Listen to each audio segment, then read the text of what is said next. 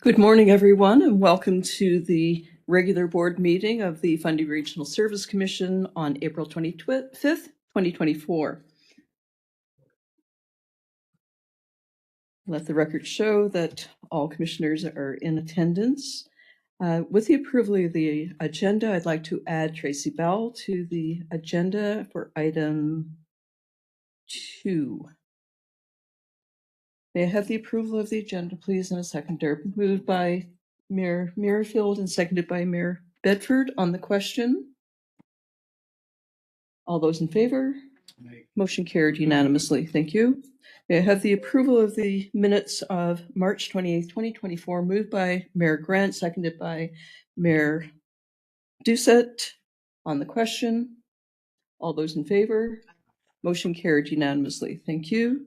Looking for a disclosure of conflict of interest. There are none. And now we will have a item number 2, State of the Region update with Phil.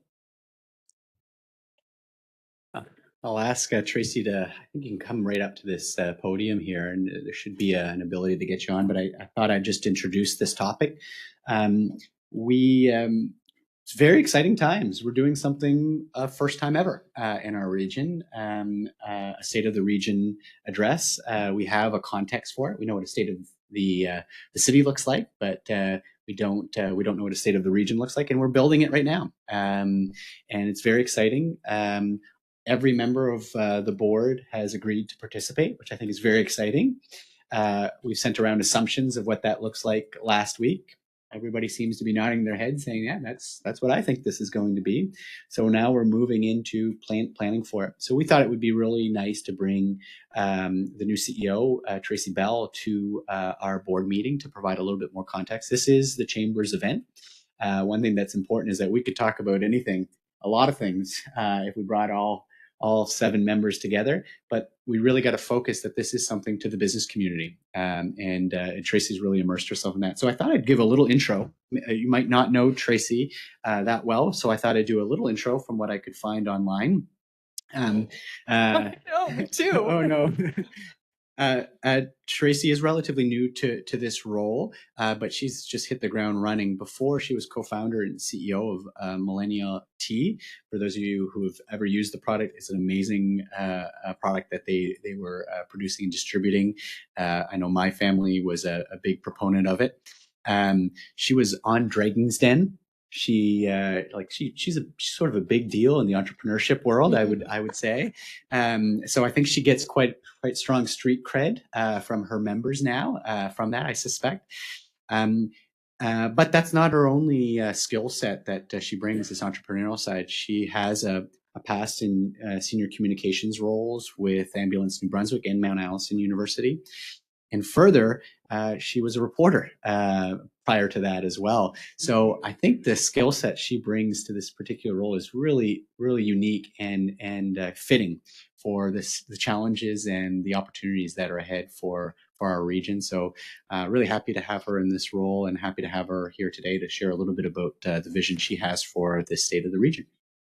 Awesome. Thank you so much. And thank you for allowing me to be here with you for a few minutes. What I was thinking in terms of the planning for this event, it's pretty straightforward and pretty simple. So I'll dive into that. I'll give you a little bit of background. I'm on week 4, I think, with my new role at the Chamber. And a couple of weeks back, I sent a note out to the membership. So we've got 600 or so members who are part of the Chamber to say, look, I'm new and I learned by listening. So I'd like to meet with 30 member companies in 30 days.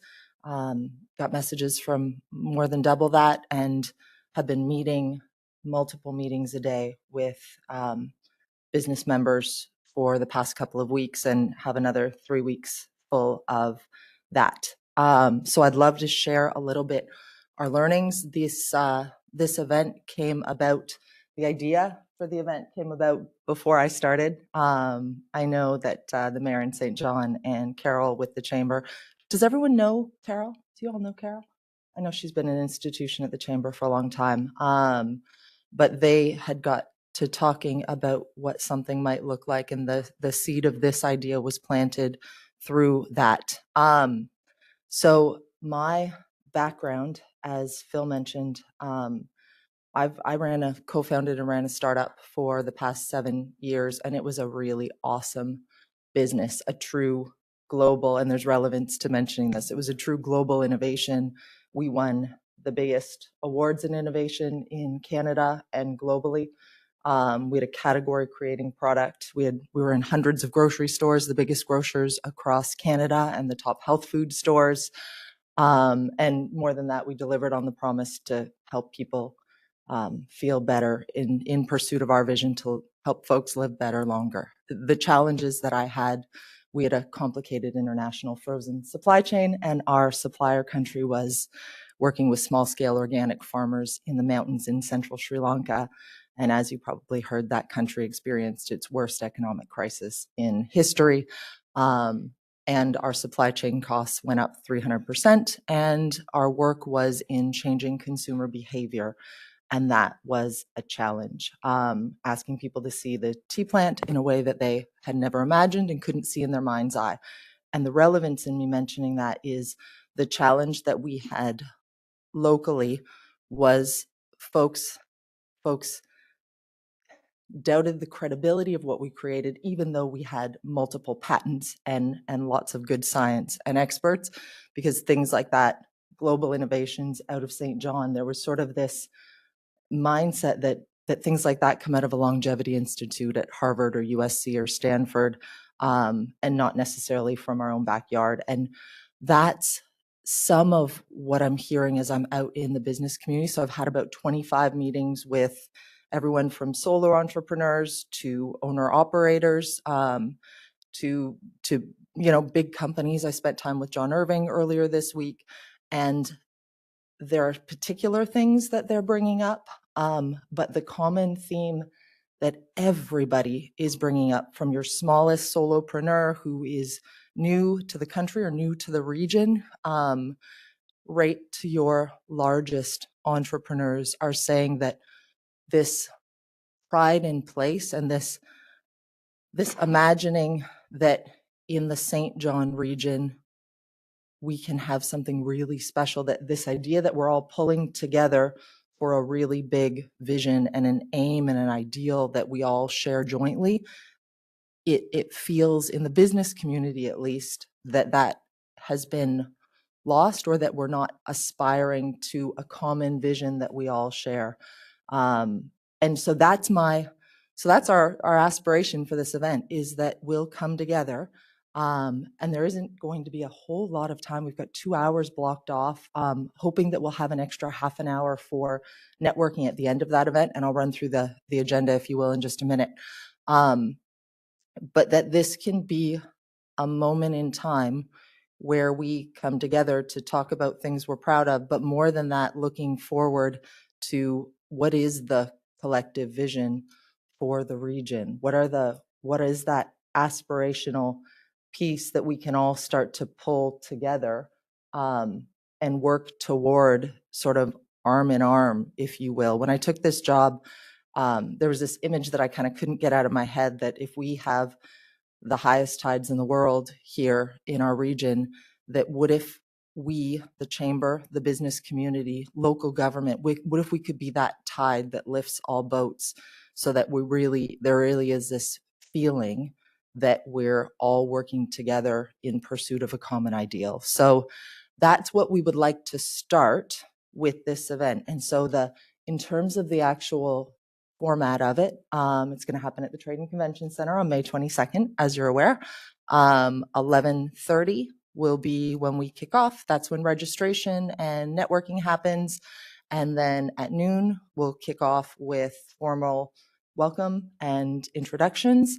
And then we will eat by 12:15, and 20 minutes into that, at about 12:35, the panel, you all will take the stage. And for those of you who were at the healthcare symposium last week, it'll look and feel a little bit like that. We'll have a moderator who comes up, everyone will be sitting at a table, and then we'll do introductions. And then our ask, so we have between the time that you're up on stage and the time that the panel concludes, there's 50 minutes. So it's going to go really, really quickly. And so and of course, we're open to discussion on this, but what we thought would provide the most value in a really sort of quick fashion is you'll have 3 minutes each to speak. So not a lot of time. And in that time, can you do 3 things for us? Can you start by talking about something that you're really proud of from your area, from recent history? And then, can you talk about the vision? Can you talk about looking ahead?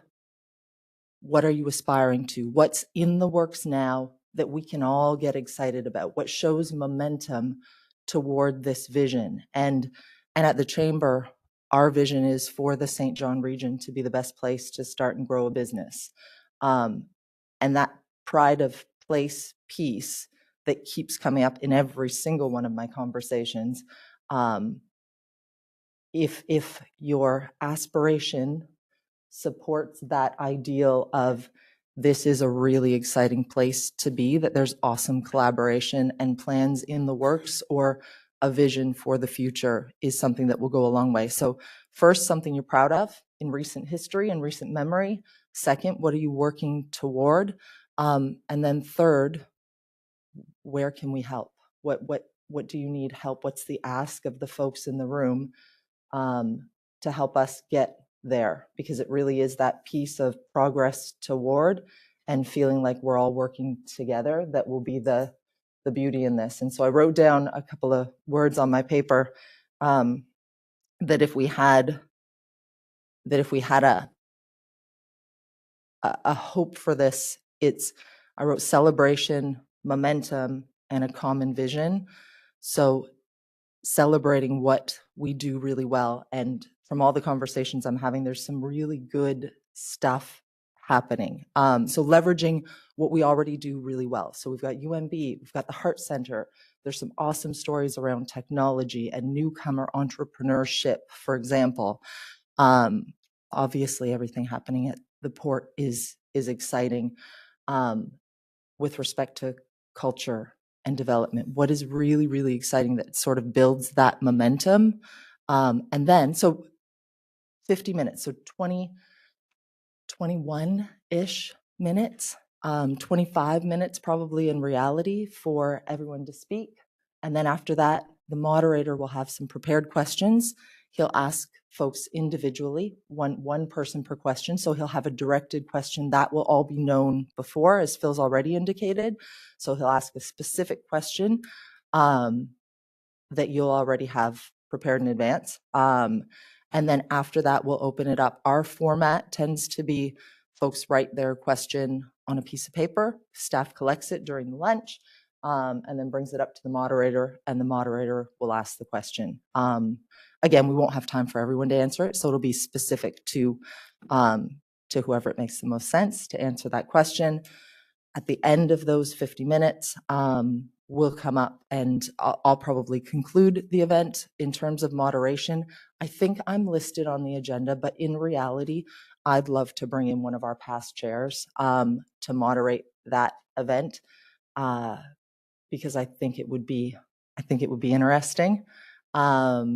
And then at the end, we'll conclude, and there'll be time for folks to again mix and mingle between 1:30 and 2. But the piece of this that I want to bring up that I think will be really interesting is, because there won't be lots of time actually sitting and speaking at a microphone, the visual of all of you together will be really powerful for the folks in the audience.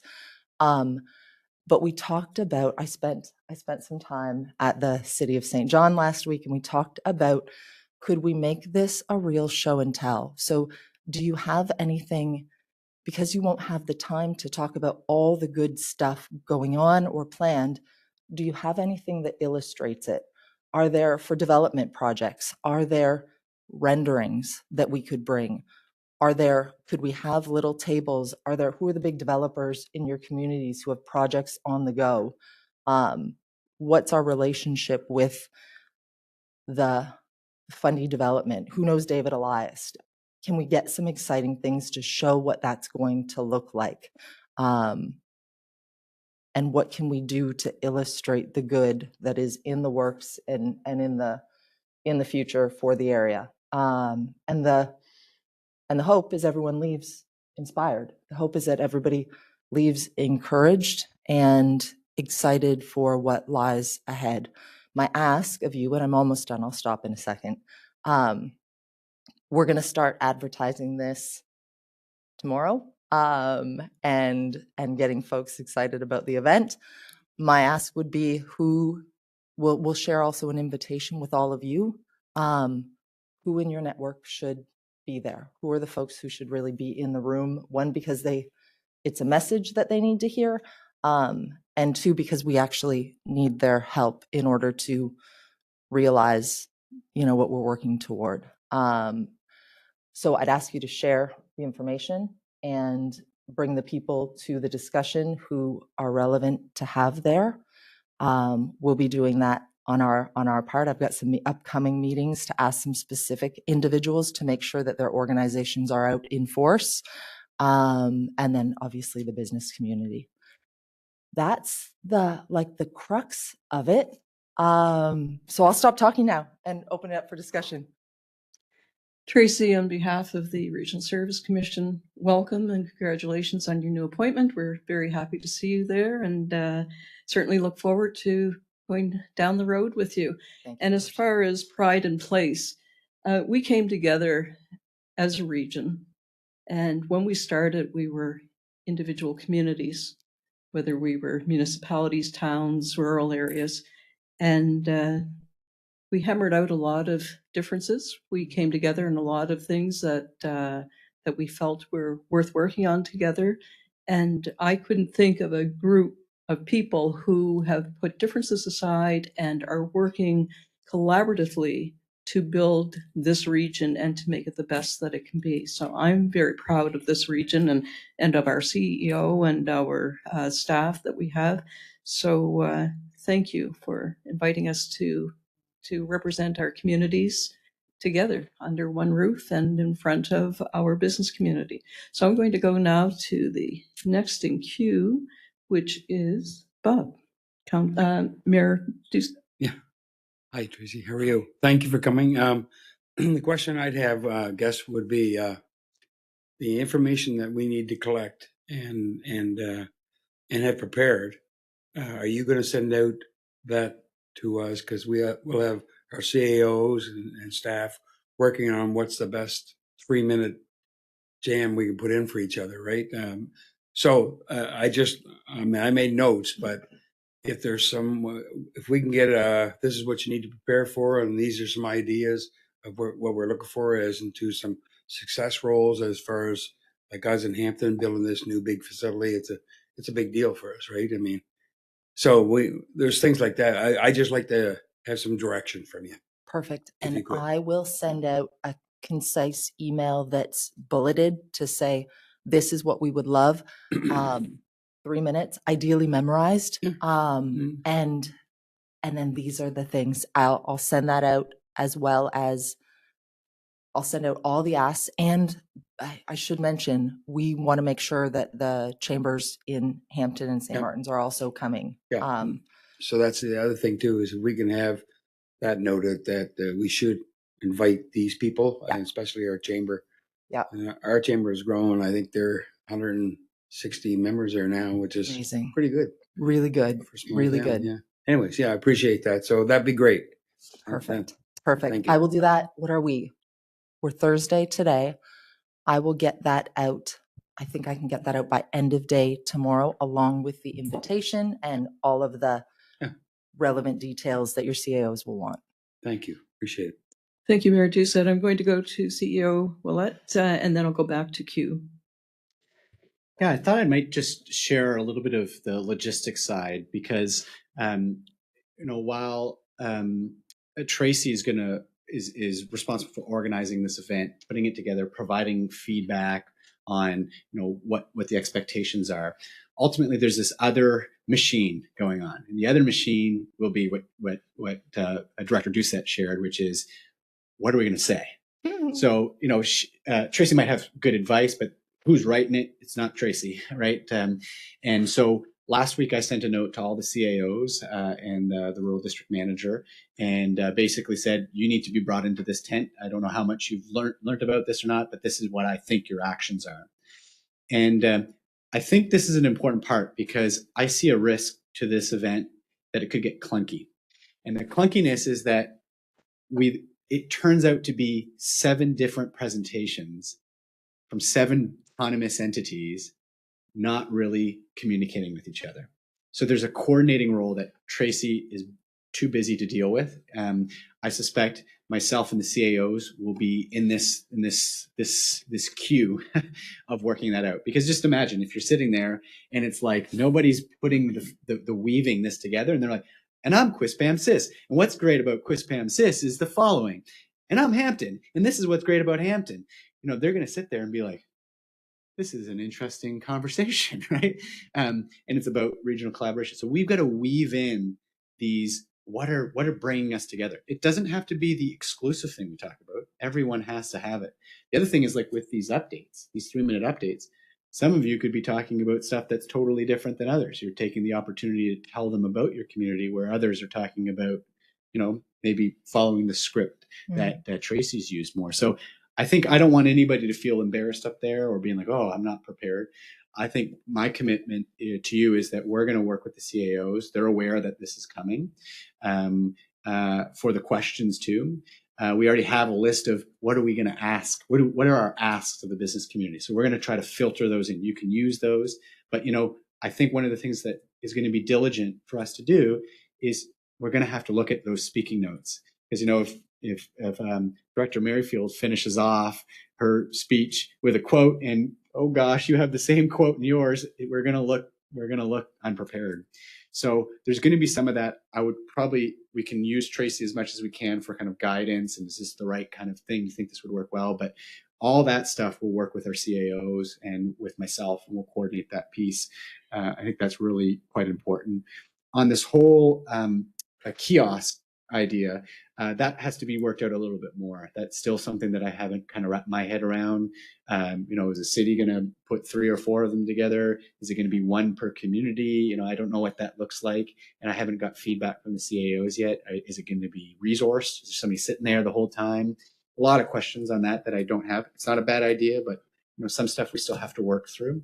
So I do have a meeting with the CAOs at the start of May. So we'll go through some of that. But what I would ask maybe Tracy is when we put that breakdown, I'll maybe work with you on it to explain where I don't want to give you more work than you have to. Where your work starts and ends, and where the CAOs and the FRSC will support. The only other thing that I wanted to share is that I think this would be a useful opportunity as well to provide a little bit of context for the FRSC. A lot of people don't know about the FRSC. So at the start of this, we contemplated having just a short presentation to say, this is what is, and that could also get like the logistics that, you don't have to talk about your size of your population or who's on the board or anything like that. We can get all that stuff out right out in the front about what our region is, what it comprises. Like we have a rural district, we have, we have different mandates, all that stuff. So it's not regurgitated through different speaking points from yourselves. So that would be the only other thing that we'd contemplated in the agenda, a short presentation at the front end to clarify those. And I did talk to Brenda too about maybe some images that we would put up when we're talking, because people might not, when you say the Fundy region, they might be like, what's that? And where does it fit? And we might just need to put those types of images up when we're presenting in some of those conversations. So we'll work with Brenda to kind of figure out what images we might need on that. So I just thought I'd provide that for some context. Thank you, Phil. And over to Deputy Mayor McKenzie. Thank you, Your Worship. I just want to give you a vision, I guess, of what I was thinking when it comes to the kiosks. Whether it be the rec center in Hampton or the resort going into St. Martin's, you have something like a rendering on a table. And to your point, Phil, I don't know that the tables have to be manned. It's just something that people walking by to, that's what Mayor Bedford was talking about. Boy, that's nice. You know, I bet you that's going to draw a lot of people to the airport. Maybe we'll get some more flights in, get people thinking, right? Or the rec center. We want to go there. That's going to be nice, right? We want to participate in that. So, I mean, I just had a vision of maybe 6 or 7 tables with some highlights on it, to show what's happening around the region, because you're not going to have a lot of time to talk about it. And that would just sort of give people a little better idea. But I think it's going to be really a great event. Thanks. Thank you very much, Deputy Mayor McKenzie. And also, I think most municipalities, and I'm not sure about the rural district, but I'm sure one could be made up, are the banners or the posters that represent the name of the community. I know Rosse and Quispamsis have these, and when we do joint efforts, Mayor Grant and I always have our Quispamsis and our Rosse posters in the background. So that might be something else that we want to consider. If there are no more questions or comments, I would like to thank you very much for taking time out of your busy schedule to be here today. And we look forward to May 22nd. Thank you so much. Thank you so much. We're really looking forward to it. And in the conversations I've had with business where I'm socializing the idea, folks are eager for the opportunity to come to an event like this. So thank you. Perfect. Thank you very much.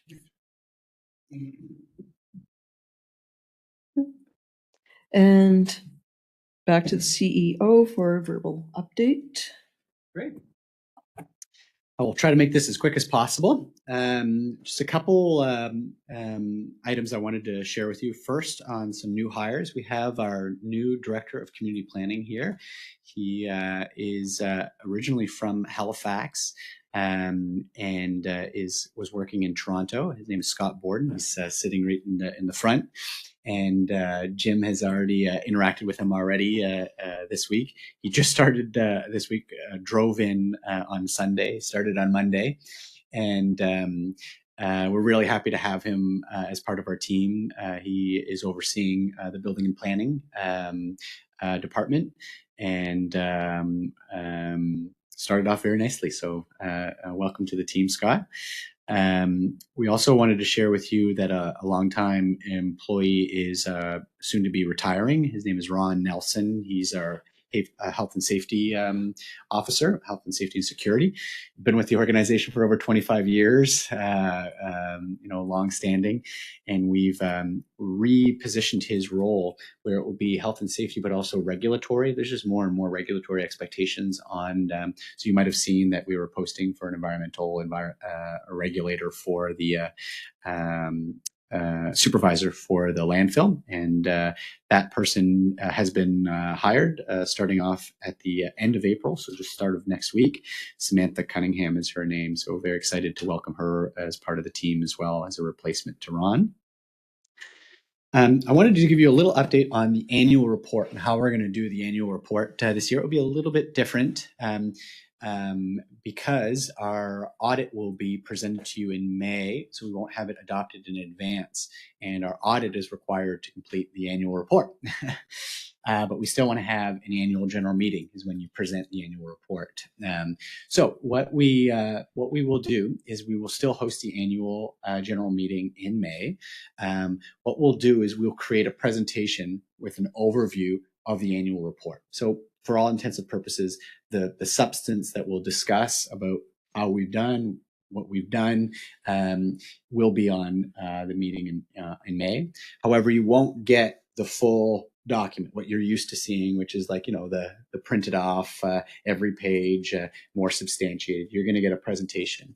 What we'll do from there is on the next meeting in June, we'll put it in the package, the completed version of the annual report, bounded, and then we'll come with copies for you at that time. So that's the vision of the annual report and the AGM. We still intend to host it in May. I also want to let you know that it was my intention to do presentations to each one of your councils post annual report to socialize what we've done, have an opportunity and a touch point with your council. So you'll see that over the summer months to get that done as well. Just a reminder, today we're doing the second iteration of the verbal updates for committees. So this was, again, really intentional for us. The board requested a little bit more information regular on what's happening with the committees. How do we keep track of what's going on?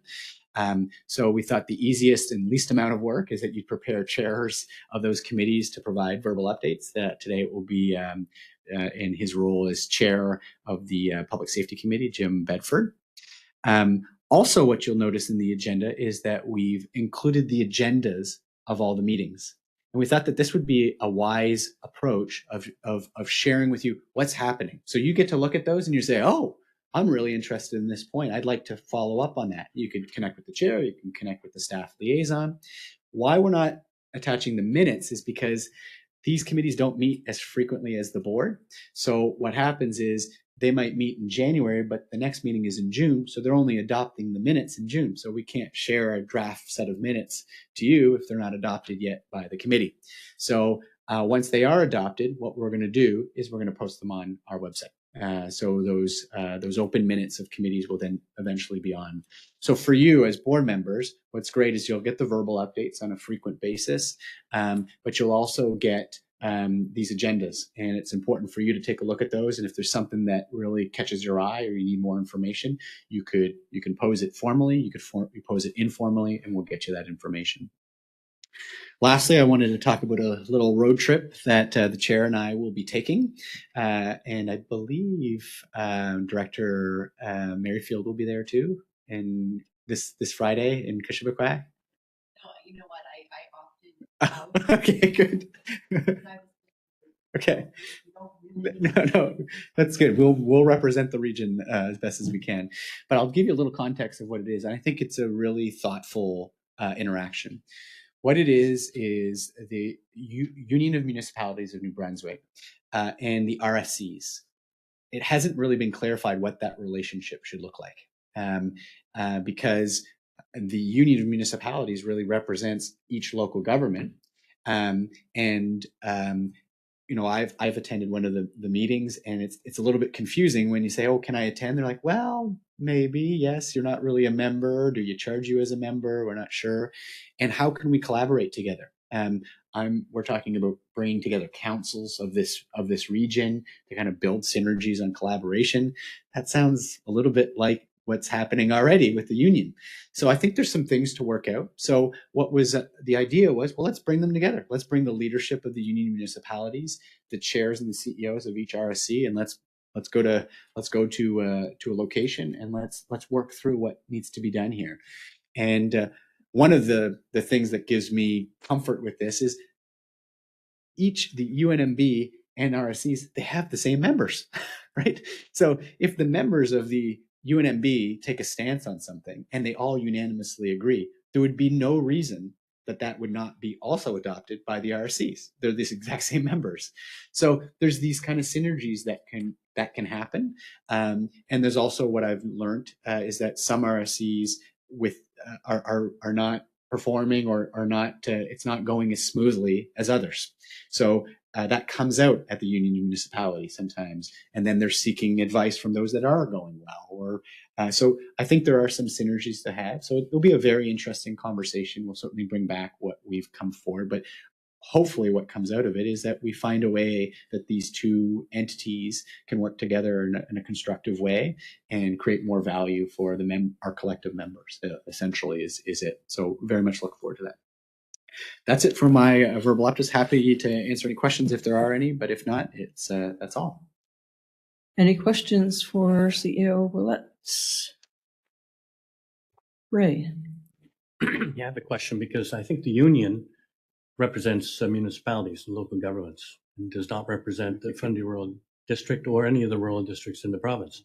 So they're making decisions that affect us. So I just point that out. You said bring the councils together, and that really excludes the rural districts. That's a really good point. I'll certainly bring that forward. That could be something the RSCs actually bring value to the UNMB, is that we have that voice around our table that's not around their table. So that might be an interesting piece. I'll bring that up. Thank you. Thank you, Chair Riddell. Item number 3 We have the Aquatic Center Enhancement Study verbal review by Graham. Welcome, Graham. Thank you, Chair. Just a brief update this morning on the Canada Games Aquatic Center Enhancement Study. We've made a few updates to the timeline, rather small, to take advantage of the new collaborative bid approach with Moncton leading into the Games, and to extend that slightly to allow us to really get in depth to all the aspects of this three-phase study, and that also includes a greater amount of stakeholder and user group engagement. One thing that's come out thus far in the study with our two consultants, DSRA Architects and Sierra Planning and Management, is that the existing aquatic center has left a phenomenal legacy in our community for the last 40 years. It's a jewel of not only the province, but in many ways of the Maritimes, as a unique 50-meter pool that meets a lot of requirements, or did at the time it was built. However, as a regional facility that we're all invested in, there are some areas where we need to reconsider how we meet the future and existing needs of our region, as well as the Games and its ongoing costs, and how we can look at those, mitigate those, perhaps enhance our revenue, etc. So at present, the phase one, which looks at the market needs, the assessment of stakeholder enhancements, that phase is about 80% done with our consultants. The only outstanding element really is that some of the aspects of all these phases are contingent on some design aspects. Some, for example, the costing, we won't know until we get further into the design options, etc. We had a really great stakeholder meeting about a week and a half ago with a number of user groups, everyone from Swim NB to those at some nursing homes who bring their residents out to participate in strength and social building activities. So a lot of varied input about uses, about shortcomings of the facility, areas where they could be improved. And we've really heard as well in moving into phase two around long-term financials, just how this facility compares nationally. While I don't have the numbers in front of us because they're still being worked on, the operating subsidy for the Canada Games Aquatic Center is amongst the lowest in the country and well below mean, which is encouraging for how self-sustaining it is and perhaps could be with a greater role. And that phase as well, while it's well underway, we're estimating that that's largely complete around the same 80% mark within the next month. Again, that last bit contingent on what we look for cost estimates in that third design or facility estimate phase. Phase two is really critical, long-term financials. We're looking at areas to potentially increase annual revenue, what the comparison of an existing facility as is, the status quo, might look compared to an upgraded facility to meet the Games requirements, what the additional revenue generation could be along the way, as well as comparing a phased approach. What if we did one thing at one point, phase to another upgrade at another point? Again, looking ahead to the Canada Games as a marker post or a mile point, if you will, but also being cognizant that there are challenges sometimes with doing a huge upgrade all at the same time. Phase three looks at facilities estimates, and this was something in our original RFP, if you recall, looked at three options. One was to meet the Canada Games requirements. One was to look at additional national competition requirements. So just so that everyone's aware, the requirements of Canada Games vary slightly from national competitions. For example, diving isn't necessarily required part of the Canada Games, but there are national competitions in diving that would require separate upgrades to accommodate the depth required for those competitions. And the third option would be to look at how do upgrades compare to building an entirely new facility, because as we know, in certain cases, that is sometimes a more affordable option, depending on the state of the existing building. So a couple of things just before I wrap up that have come up in some of this, just to provide that extra color and content, both after stakeholder engagement, but looking at Canada Games bid with the bid committee and Envision St. John, who we've been working with closely. As we know, their timeline in June is coming up for some of those technical submissions. There are a number of aspects that might have to change to accommodate Canada Games, including additional warm-up lanes. We need at least 4 minimum, and right now there are 2. So that might mean having to reconfigure the existing leisure pool area to accommodate warm-up lanes. Seating capacity needs to double from what it is now, and we've talked to the City of St. John as well about how the pedway requirements might impede and change or an enhancement to the aquatic center, but there's a lot of flexibility there, it seems. So as long as we're maintaining that inside connection, we can perhaps adjust that accessibility concern as well. Accessibility is a concern throughout. This is a 40-year-old building. There are a lot of issues, people getting around. We heard that a lot from user groups. The elevators don't function properly. In certain cases, people can only use them alone, and their caretaker perhaps might not be able to go with them, and it leaves people in vulnerable positions. So there's a lot that needs to be adjusted there about the flow of the building, about how we separate and integrate change rooms depending on uses. There's the opportunity to perhaps use some of the vertical space on the site better to accommodate dry activities, i.e.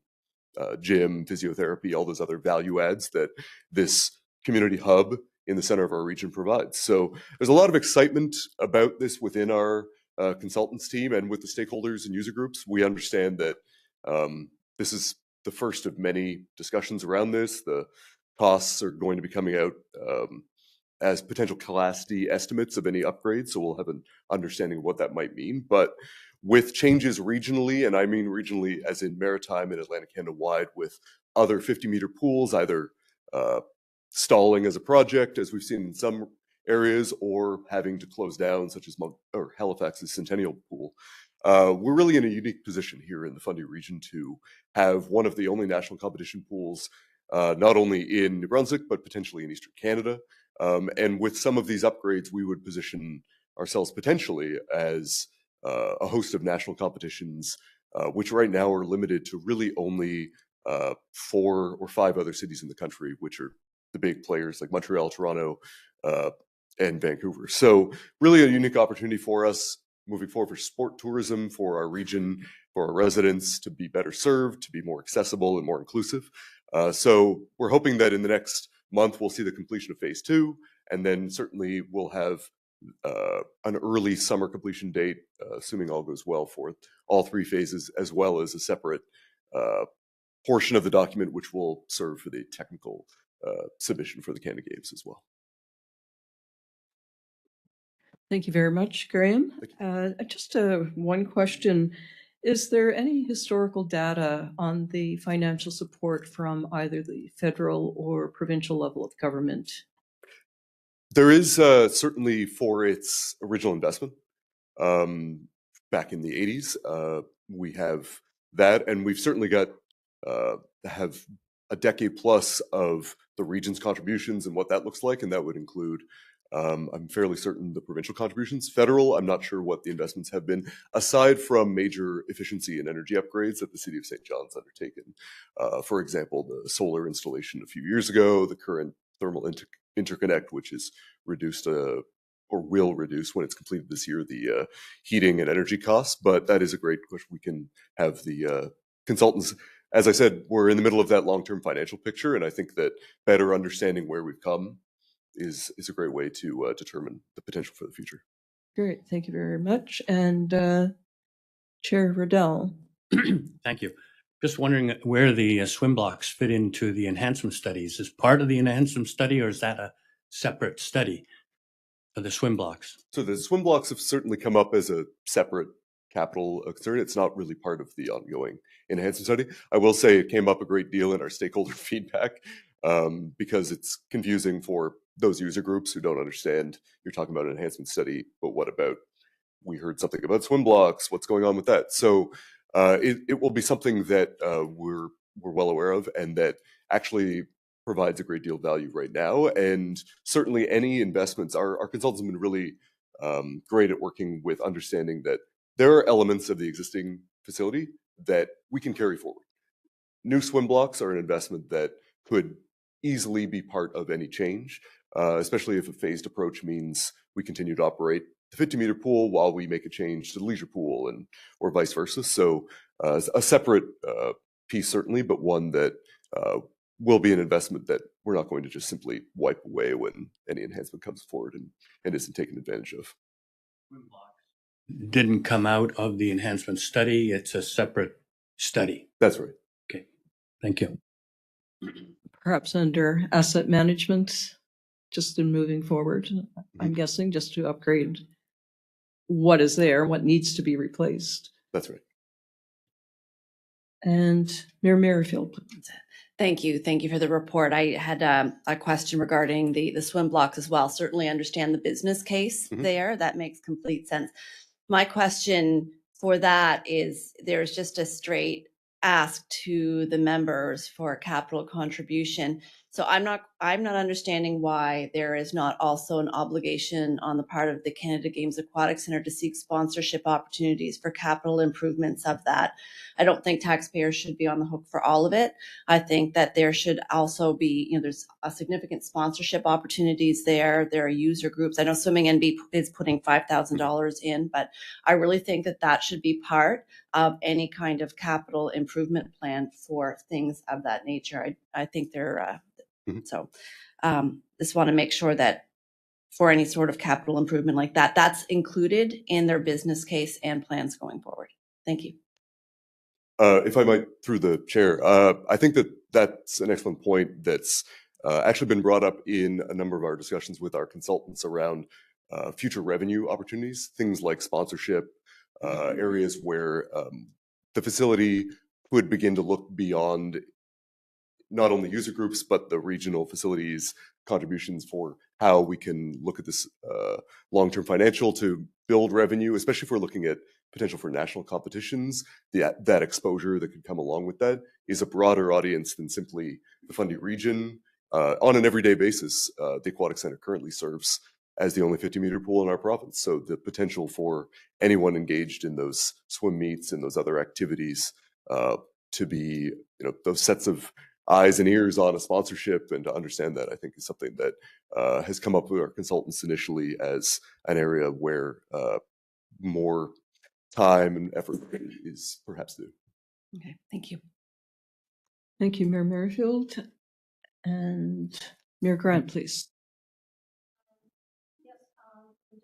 About the swim blocks at the Regional Facilities Committee, I did ask the question that if the board approves this expenditure, will there be a need for new, further improved swim blocks for Canada Games, or will this suffice for that piece of that puzzle? And I was assured that they will suffice and that they will not need to be further replaced.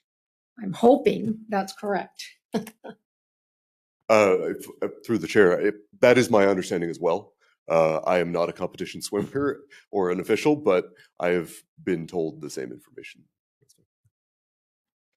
Thank you. Thank you. Any other questions? Graham, thank you very much for the update on this. We certainly appreciate it.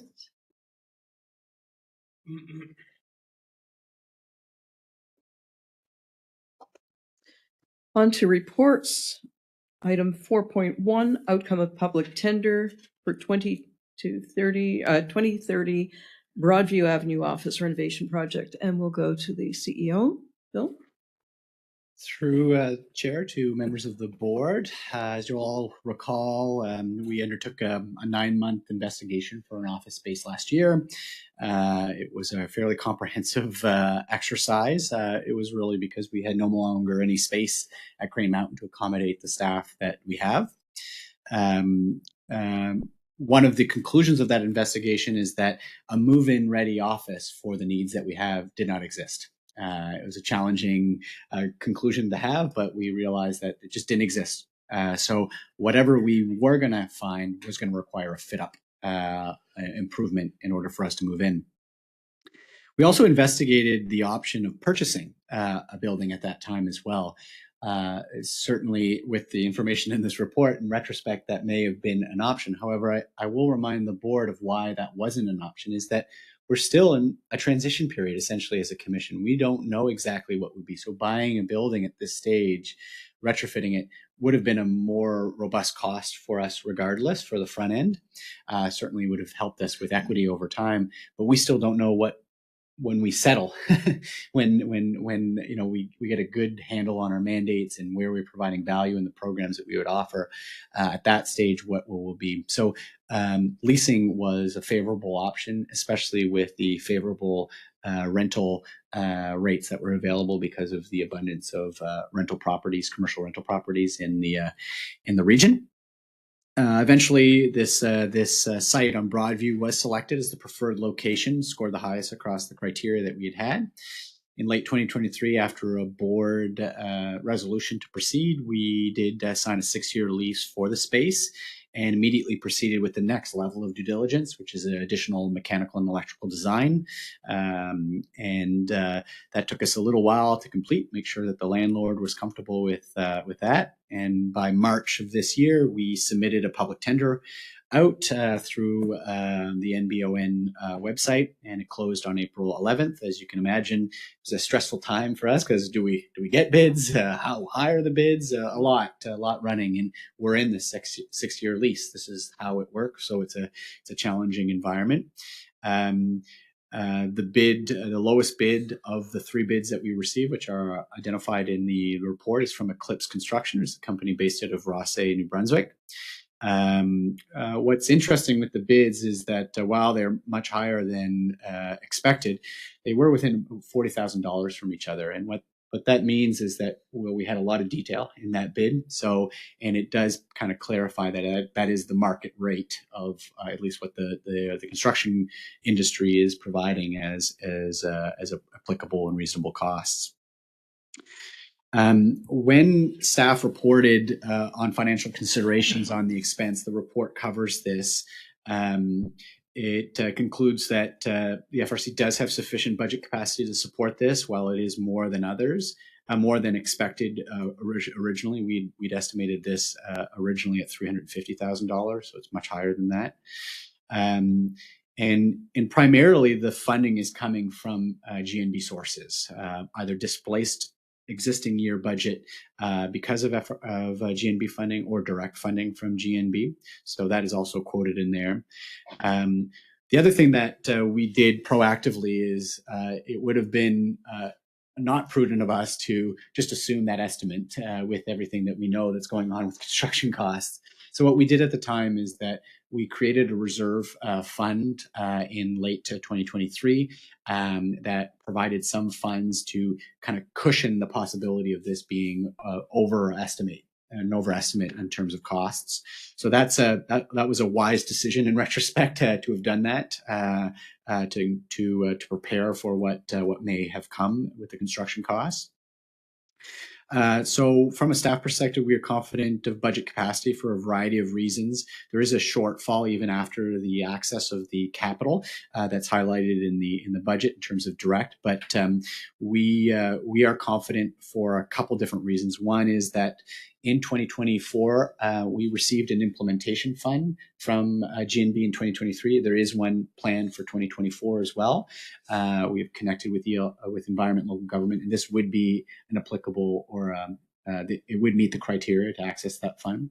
The other source is that we have an existing $70,000 of unused regional services support fund, which we could access as well for this. And then we also have positions that were not hired as expected and open positions within the commission that aren't being rehired, and we would find savings through that as well. So from a budgeting standpoint, we are comfortable to cover this. We will have budget. It will not put us in a deficit position because of this particular project.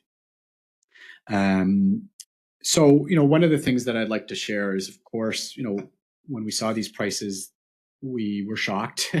It's higher than expected. It's a reality that I believe we're all facing in each local government, every RSC, and across the province, also for homeowners, among others.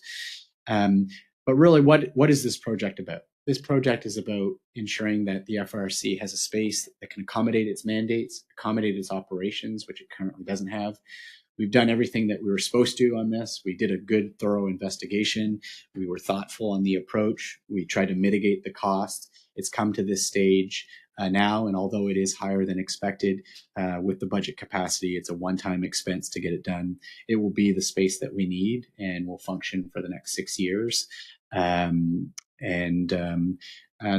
are kind of three sets of resolutions here. One is to authorize the award of the tender and to proceed with an agreement with Eclipse. The 3 next ones are all about releasing funds from reserves, which you need to identify specifically what reserve funds you're releasing. So those are from resolutions 2, 3, and 4. And then the last one is essentially giving myself the mandate and the FRSC the mandate to access those funds proactively from the government of New Brunswick for the financing of this once they become available. So we'll be investigating that over the coming weeks to further maximize our reliance on the province to fund this particular project for us. So with that, I'm open for questions or comments. Thank you, Phil. Are there any questions or comments from any of the directors? Seeing that there are none. Chair Riddell. Yes, I was just waiting to defer, but we just historically, we're looking for office space. We're looking for, I think, 3,700 square feet based on anticipated hirings. And we approved that, and we ended up getting square footage of 6,700 square feet, which was a substantial increase on what we were expecting. That led to a substantial increase in the rent that we were to pay over the next 6 years, more than what we expected. And now the fit up at 350 is way more than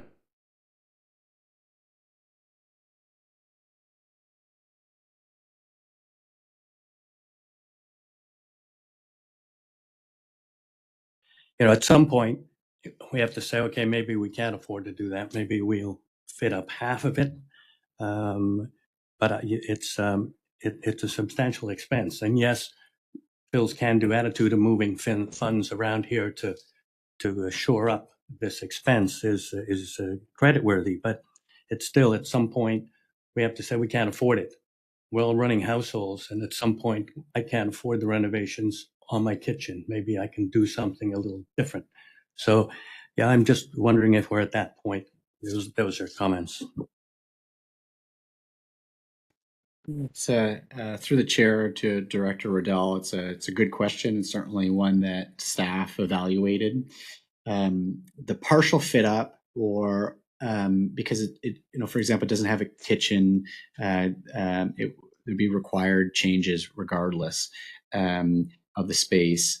It would essentially put us into additional expenses and delay. That approach. What would happen is we would have to go through a new mechanical and electrical and interior design. I don't know what the cost would be of that, but they were probably each about $20,000 each when we first did it. So whether the alterations would be less, I suspect they would.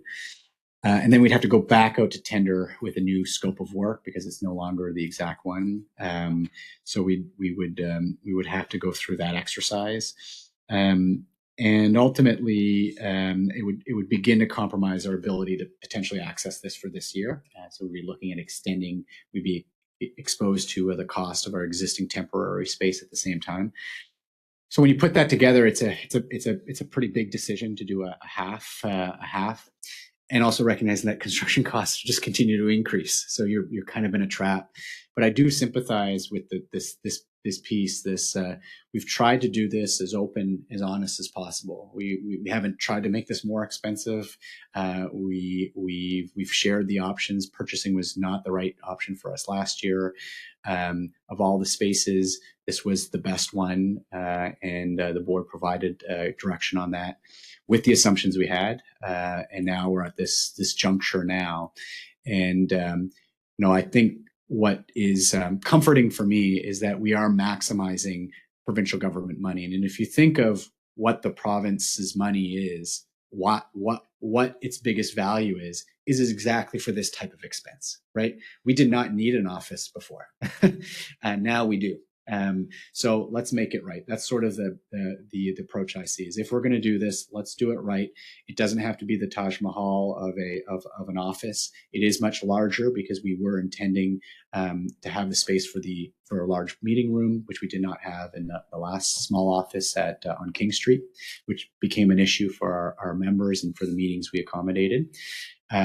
The other thing that I should mention is that we did contemplate, and I think this is only going to put the pressure up for us to do this, is that it does have extra space. We won't grow into this year one.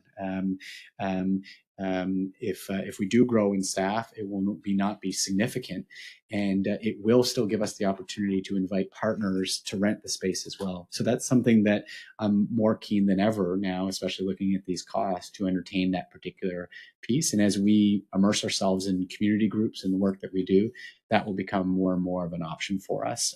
Nice place, parking available on site, big office room, will be a new renovated site. So I think that's another opportunity. But I do sympathize with the director on his comments. It's an environment that's challenging to be in, and this is the recommendation staff think is the best for the commission. And one follow-up question, Director Riddell. You've talked about subletting, getting some revenue from the extra space. Have you approached anybody yet to share in the cost of the fit-up? Because the fit-up may not suit people that you're coming or attracting. Yeah, great question through the chair to the director. We actually already have one. I won't share too much details because it's still private, but a partnership with another agency would potentially yield a shared resource, and that shared resource could be housed in our office. We'd prefer it to be in our office, and if it was the case, we would be negotiating with the agency to have that rent financed through the agency. But absolutely, once this is in place, that would be a priority, is to start looking at this more aggressively and to see these connection points. And I certainly have ideas on that. And if you have any, I'd certainly like them as well. So thank you. Thank you. And on to Mayor Merrifield, please. Thank you, Madam Chair. Phil, you talked about the office fit up. Primarily, the funding is coming from GNB sources, and while recognizing it all eventually comes from the same pocket, what amount is being directly financed by the members? I do recall moving a motion last year that we would support the office move and fit up if it was funded by the government of New Brunswick. So are you able to give us some clarity on that, please? Yeah, through the chair to Director Merrifield. So as of now, and this is without accessing the additional $70,000 from the RSSF or accessing the 2024 implementation fund from GNB, the report highlights that there's 462, 243 from the province on this. And there's kind of two different pots of that. One is direct funds, or funds that have freed up existing budget room. So it basically creates an uncommitted fund list within our 2024 operating budget. We have a breakdown of total expenses in the report for both the office fit up as well as the overall cost of the project, which includes construction management. There's rent in there and whatnot. So rent is included in that as well. So it's at 462 now in terms of members for the fit up. The fit up has come in as you can see as 556. So we're getting pretty close there in terms of the fit up being financed almost entirely from province. If we were accessing the additional $70,000, we're a little closer, and then the implementation fund as well. But those are the answer is that there is a partial of the fit up cost that would certainly still appear at this stage to be financed through member fees within the overall. To catch the 556, but with the provincial funding that you've in the resolutions to mandate me to see, it is my hope that it's fully financed from GNB. Just a follow-up, if that's okay, Madam Chair. So just so I'm clear, we have 462, 263 solidified from GNB and another 70K from the RSSF added to that. Am I understanding that correctly? Yeah, we haven't applied to the RSSF yet for that, but there's a remaining I think it's $74,000 that was uncommitted. We reached our ceiling at the end of 2023 to access the 2024 RSSF, so it's just sitting there. And because we're accessing these reserves, that's new money we're spending, right? We weren't spending that on the office fit up before. So once we release those reserve funds, they will only match 50% with the RSSF. So that shows the province that we're now investing in additional, whatever the equivalent of that is. So that will unlock that extra 70%, that 70,000. So that's the simplest way that I would see it, but it would require us to access those reserve funds to do it. And those reserve funds happen to be because of displaced revenue because of provincial funding. So in one way or another, it looks very close that it would be there. But if it was, it would only be in a span of $40,000 to $60,000 from my assessment. But the overwhelming majority now is that. I should note that there's other expenses throughout the year that are related to it. So the design work, the construction work, utilities, garbage collection, all furniture. There's a lot of other costs that are outside of just the fit up specifically that we need to account for in this heavy fiscal year on office expenses. Okay. Thank you, Phil. Mayor Grant, please. Thank you. And thank you for your comments, Mr. CEO. But with all due respect, I just feel the need to express agreement with Director Riddell's comments. I think when we approved the excessive amount of space, there were questions about what would happen with the space. And I think we could see extra fit up costs. We could see extra personnel costs coming. And I agree with Director Riddell that it seems to be becoming a pattern. And to say that the costs are largely covered by government of New Brunswick does not count in the fact that it's still the taxpayer. So I just think that we are rapidly reaching the point where we're living beyond our means. And while there's probably no recourse to this particular situation except to approve it, I think it's something that we really need to keep in mind as we move forward. Thank you, Madam Chair. Thank you, Director Grant. Director Riddell. Yes, I just have a question on item 3 of the resolution for the CEO. That is transferring money from local planning services operating reserve. Is that the reserve that's only paid into by the Fundy Rural District, so that they're going to share the brunt of this transfer of money? Through the chair to Director Riddell, as you will recall, we were successful in leveraging over $300,000 from the province in 2024 and 2025 to support what we called a building inspection and community planning enhancement program. And the vision of that was to basically blitz our effort towards our planning support. So, for example, our director of planners salary this year is financed through this partnership. The enforcement pilot that was shared with the board in the last meeting financed through that. eScribe was financed through it. We're doing online payments and a new online form for our members, for our customers. So what that did is it displaced a bunch of funding that was otherwise going to be used for this. And when we identified it, we used those funds and placed them into the reserve. And this calculation for how do you finance an office is an interesting one because we have multiple budgets. All these budgets are separated, and each budget should finance every department is going to be benefiting from this. So you've got to find a way to try to split the cost across. So in this particular case, the value to the Fundy Rural District and Fundy St. Martin. Sorry, the other expense that is the initiation of the rural district rural plan, as well as the completion of the rural plan in Fundy St. Martin's. So what this is basically the same as shared earlier. This is displaced funds that have been committed through the province, and that's what those reserves were for. So we're just now releasing them to finance this expense.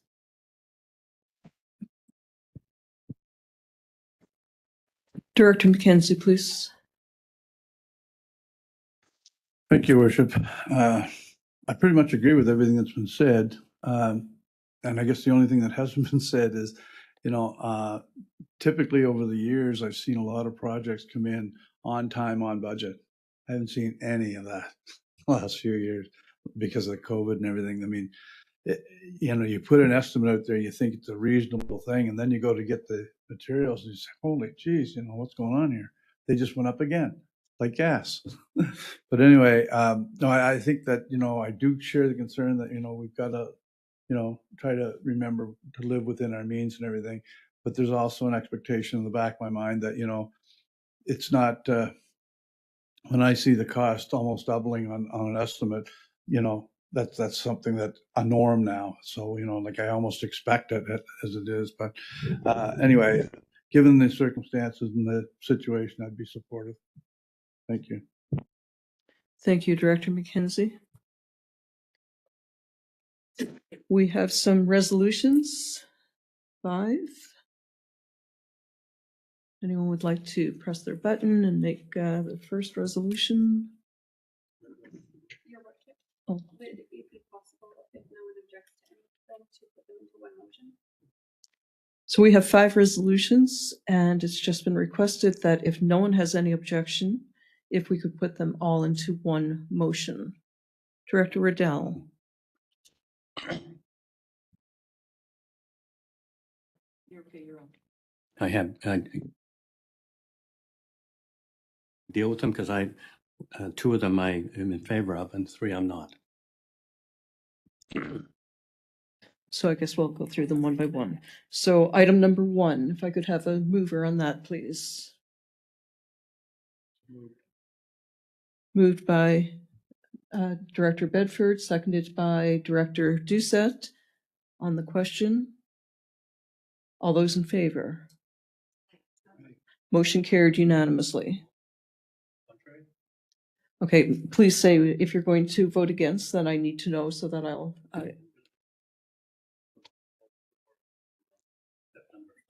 Okay, thank you. You'll have to do that. If we're going to read each one out, you'll have to do it each time. So let the record show that Director Riddell voted nay. Item number 2. Moved by Director McKenzie, seconded by Director Merrifield. On the question, all those in favor? Let the record show that Director Riddell voted nay. Item number 3. I could have a mover, please. Moved by Director Doucette, seconded by Director Merrifield. On the question, all those in favor? And Director Riddell is a nay. And Director Bedford is a nay. So we have 5-2 on that one. Item number 4. If I could have a mover. Moved by Director McKenzie, seconded by Director Doucette. On the question, all those in favor? 6-1 with Director Riddell, nay. Item number 5. May I have a mover, please? Moved by Director Merrifield, seconded by Director McKenzie. On the question, all those in favor? Motion carried unanimously. Thank you.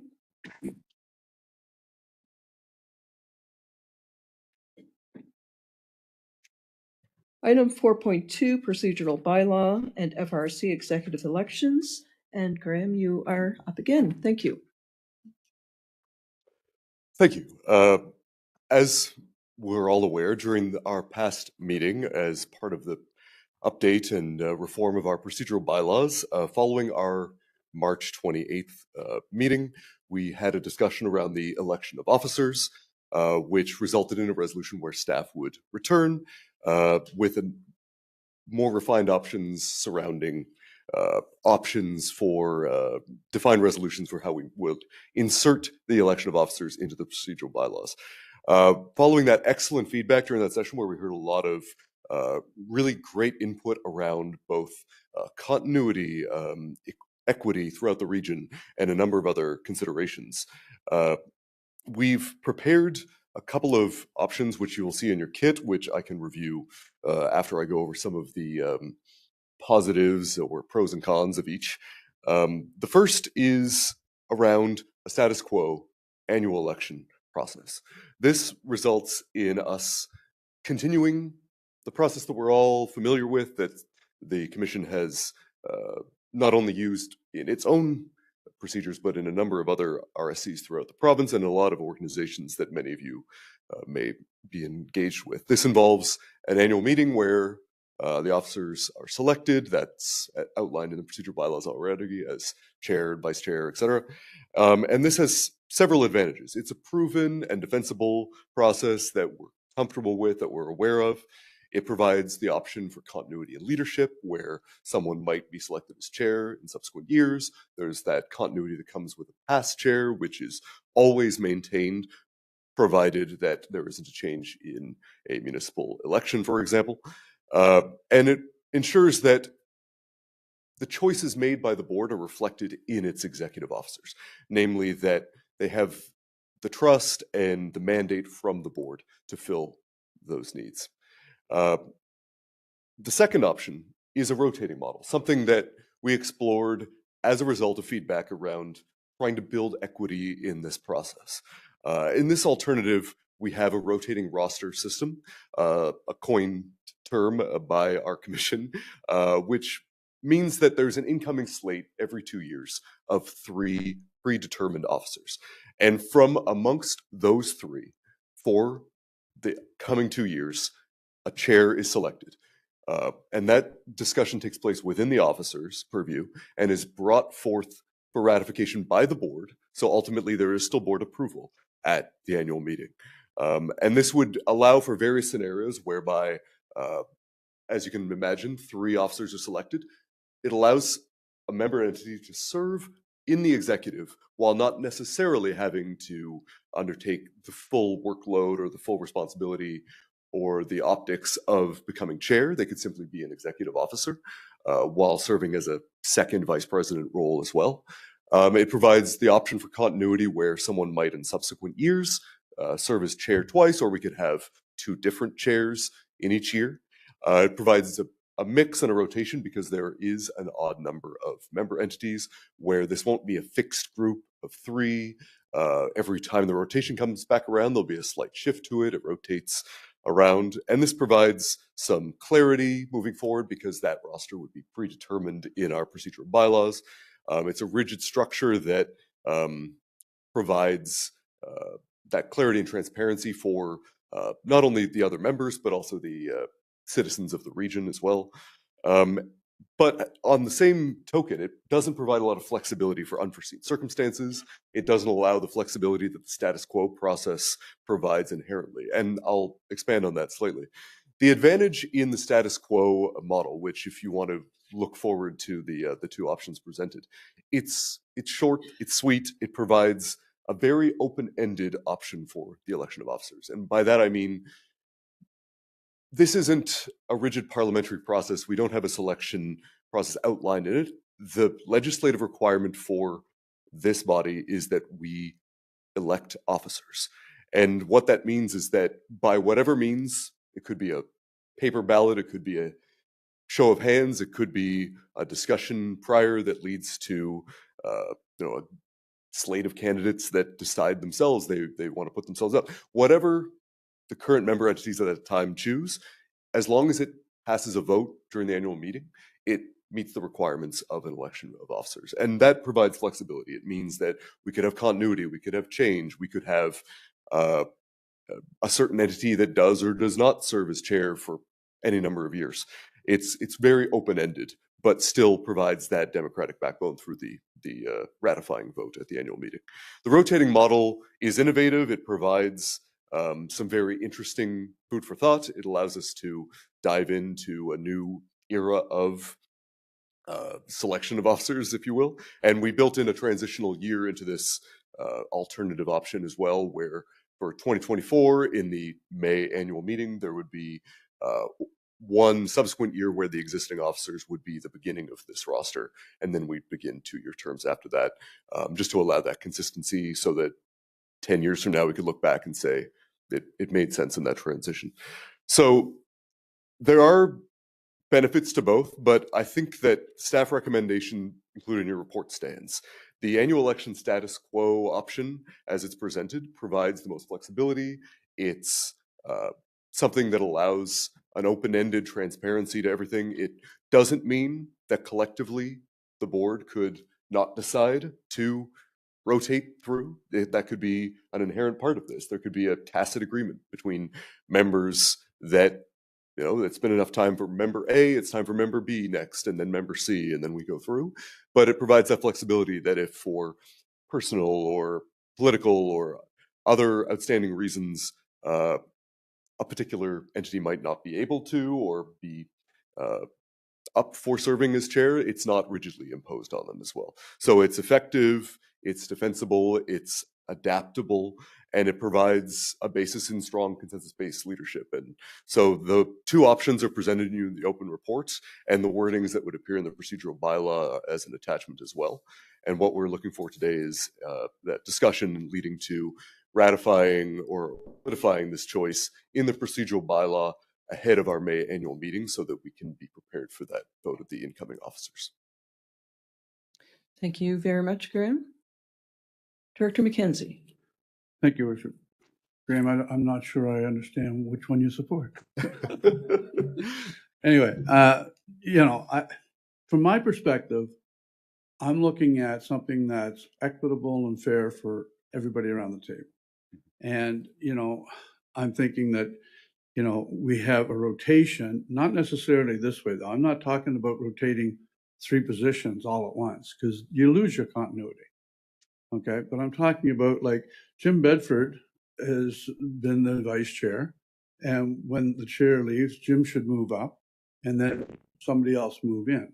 And you know, you just keep doing that all the way along. Everybody gets an opportunity to be the chair, the vice chair, the past chair. And it, you know, and if you don't want to do that, you can say, I think I'll pass, and you move on to the next person. You know, but I think that given the opportunity to do it, and I mean, we've had 3 terrific chairs here since I've been here, Nancy, and Libby, and Brittany. But we've got 4 people that, you know, are maybe looking to be on the executive, and this would give them the opportunity to do it. So I mean, I would put forward the notion that, you know, for example, Jim Bedford would move into the chair when Libby steps down, and Bob Doucette, maybe from Hampton, would become the vice chair, you know, and then the next rotation, it would be Ray, and then maybe it'd be whoever's sitting here, probably won't be me. But, you know, just to give everybody the opportunity. So, I mean, if that's what people think would be fair, it doesn't match your 2 options here, but I think it's a third option that we've talked a lot about, and I think there is support for that. Thank you, Director McKenzie. If nobody wants to speak, I mean, I would make that motion if the, you know, unless there's another option somebody wants to. I'm going to go to the CEO, please. Okay. Yeah.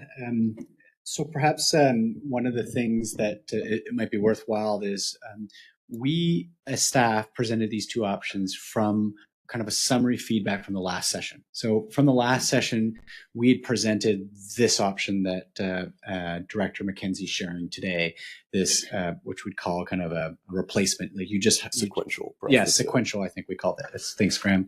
And we'd heard quite a bit of concerns about that particular one. So we were reading the room. It was a tough, we left that room and Graham and I were kind of scratching our heads. So what's the consensus? We didn't know. So we felt that the 2 that came out the strongest was just keep it the same.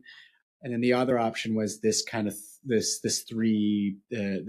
appointing three at a time. So it's not to say that that's not a legitimate. There's still some positive feedback of that, but that was us. So we'll take the responsibility of why that's not on the docket today. We wanted to kind of simplify the conversation. The only thing I would add is that I'm going to try to say this as diplomatically and positively as possible, but we've started this exercise back in November. We've consulted the board heavily on this. We've now had 2 different entire sessions on the executive, and we really want to inform the board that it's time. Our elections are coming in May, and it's time to ratify a decision on this. The only other thing I'd share is that Graham and I play this game of let's poke holes in these 2 options, right? With what we've heard. And the nice thing about these 2 options that are being presented is that they're okay.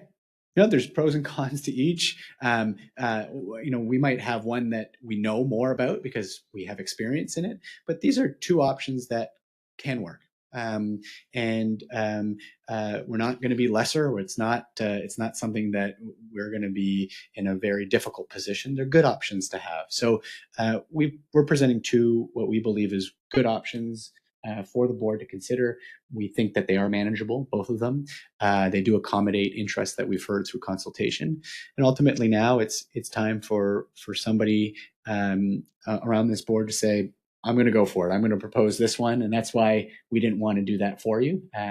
We wanted to give both options. We're prepared for both of them. If there's a third one, we can still accommodate that. That's not against the rules. So you could do that. But I thought I would just justify why we've done this particular way, is that we thought that the narrowing occurred at the last meeting for these 2 options. But if we misread it, that is totally a reasonable thing that could have happened. Thank you. Director Grant, please. So I think I agree. We've spent enough time on this, and it's time to, the rubber should hit the road. So I'm going to move that we adopt option A, reflecting election of officers on an annual basis selected by the board from among its members. It's been moved by Director Grant, seconded by Director Bedford. On the question, all those in favor? Aye. Oh, I'm sorry, I didn't see. Sorry about that. Go ahead, Director. So I've spoken in favor of the rotating model from the beginning. So I would not support option A. I would support option B. I truly believe in a model that encourages equity and fairness and that removes politics from the process. So I will not be voting in favor of this motion. Anything further, Director McKenzie? Yeah, I'm of the same mindset. From the outside, I didn't think either one of these options were what we were talking about. So, I mean, I thought that, we were talking about following a rotation and having equity and not having a political process. So I won't be supporting either one. Thank you. On the question, it's been moved by Director Grant, seconded by Director Bedford. There's no further discussion. All those in favor? Director Bedford, Director Grant, and O'Hara. Those against, please. 4 against. Motion defeated. So from here, Any other resolutions? Director McKenzie, please. I would put forward the concept I just described as an alternative motion, that we rotate the chair from the vice chair moving up. Did you get that, Cassie? Okay. Director McKenzie, would you just give your entire scheme as to the chair, vice chair, and past chair? Okay, Your Worship. So as the example, when your term is up, your vice chair, who is Jim, would move into the chair. Okay. And then we would have somebody of the other 4 that have not been on the executive. For example, Rob Doucette would be the new vice chair. and the past chair would move. You know what I'm saying? You just rotate it through. You don't have to rotate all three positions with three brand new people. You keep your continuity. Your chair is the only one that moves, and the vice chair comes in as a new one. So your vice chair goes to chair. You bring in a rotational vice chair. In this case, I'm suggesting Bob because he's one of the ones that hasn't had it yet. And then you just keep rotating it through. And that process can be built. I mean, it's not something that we have to do right here on the spot. But the rotational model, I think, is what I'd like to see the support for. Okay, so you are supporting a rotational model, and our elections are in May. So I'm going to go to CEO Ouellette. Okay, I'm gonna try to help you formulate your resolution, if you accept. Yeah. I think what's missing in it is that you still want a set schedule of who's up, right? Because if it's just one election each year, and it'd be for the vice chair, right? You do the set sequential is you basically, the only thing that changes is the vice chair. The past chair disappears. The chair moves to past chair. The previous vice chair becomes chair, and then you're just bringing one new person in, and you're blessing and releasing somebody else, right?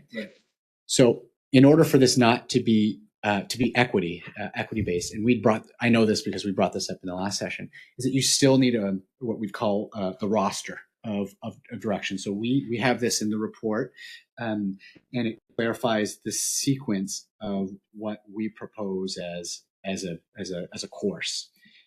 So it basically applies that, when let's just use the example of Brittany, when she would leave, Director Merrifield, when she'd leave the executive, there's a community that's lined up next, and then they can decline.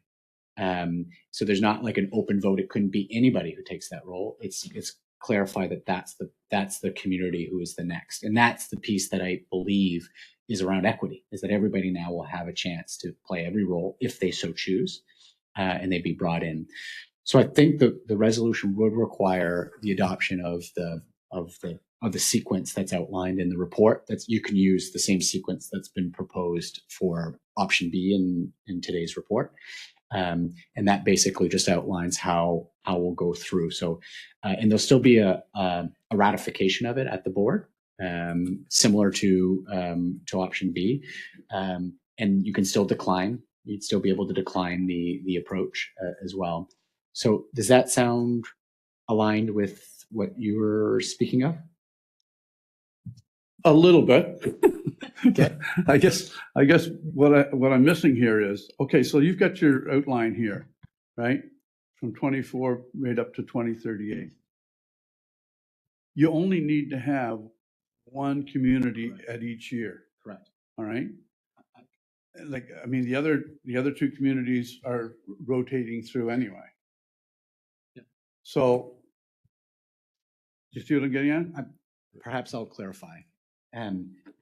If you look at that, the sequence that's proposed is the following: Quispam-Cis, Fundy St. Martin's, Granby Westfield, Hampton, City of St. John, Fundy Rural District, Rossay. So when Granby Westfield leaves the position of the executive, the next is Hampton. So at the next election, what would happen is that you would ask Hampton, would you like to be the vice chair? They are going to be slotted into the first role into the 3-person executive. They can decline it. And then let's say they say, yes, I accept. So they become vice chair. Next year comes around, it's the City of St. John. You would do the exact same thing with the City of St. John, say, do you accept or not accept? And then we'd ratify those. But the sequence is what's important from an equity standpoint, because if you don't have it, every year it will be an election just for that one position. If that's what you want, that's fine. But that's different than ensuring equity. Equity says that we're stipulating the process, we're stipulating the sequence. So we're taking out the option that St. John could never be an option, because you'd have to run you'd have to run in an election each year, and it could be that somebody else comes in and wants to do it again, right? So that's why this sequence has always been proposed for this sequential option. So you've got 3 communities from 25 to 26, right? I guess this is where I'm confused. Hampton in 25, 26 will move in. What is St. John and Fundy Rural District doing in 25, 26 on that roster? Nothing. If I might as well, through the chair to the director. So unfortunately, I don't have it in front of me, but this is something that we had drafted out for the March meeting. So there is an articulated wording that describes what you're suggesting, I believe, which is that idea that picture a table much like is presented in option B today that has 3 columns of chair, vice chair, and past chair. And it articulates the rotation that CEO Ouellette is describing, where there is only one change. Like the description of a rotating roster is understandably different than what you're proposing as a motion. So it would be something that we are prepared for because we drafted a previous version of this, so we could pull out that wording and that table and reuse that. And it provides that rotation, which, as was described by CEO Ouellette, has an incoming vice chair that's understood in the rotation.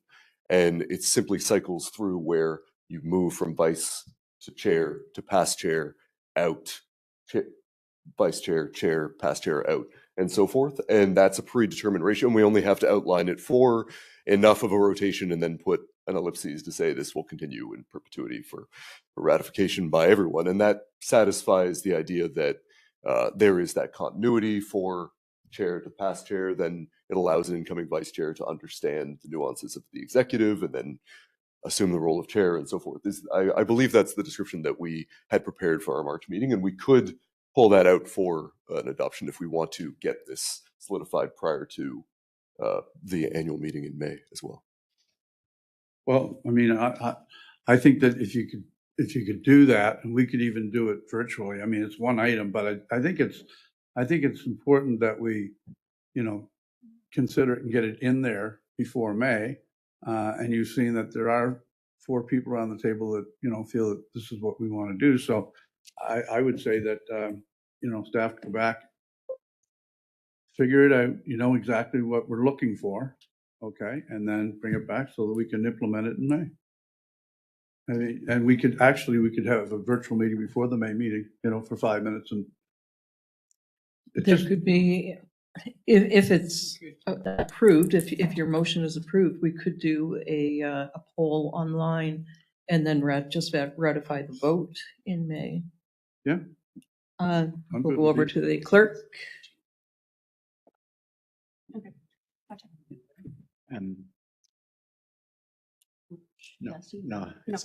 It's okay. Yeah, I think you're probably right.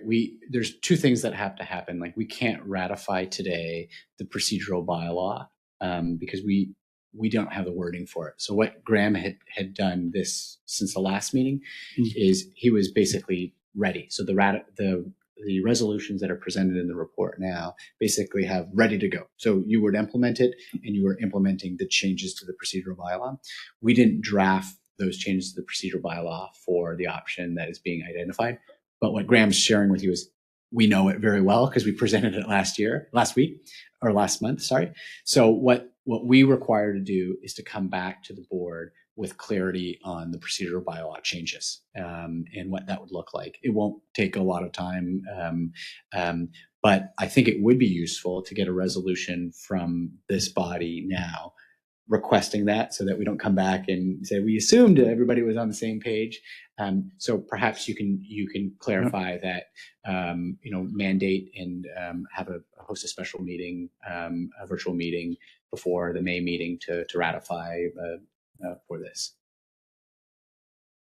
Director McKenzie, do you mind if I just go to Director Merrifield just to get her input? Thank you, Madam Chair. So I agree with that rotation. I don't think we should have a wholesale change out of the 3 executive members, and that wasn't what I articulated at the last meeting. There should be that one change to ensure continuity. and still allow for those principles of equity and fairness throughout the process. So I would support that. Thank you. Thank you, Director Merrifield. Director Riddell, please. Yes, thank you. I was under the impression that we were going to see that chart that you presented at the last meeting, which had the rotation where you move in and move across. So do you have it in your file now?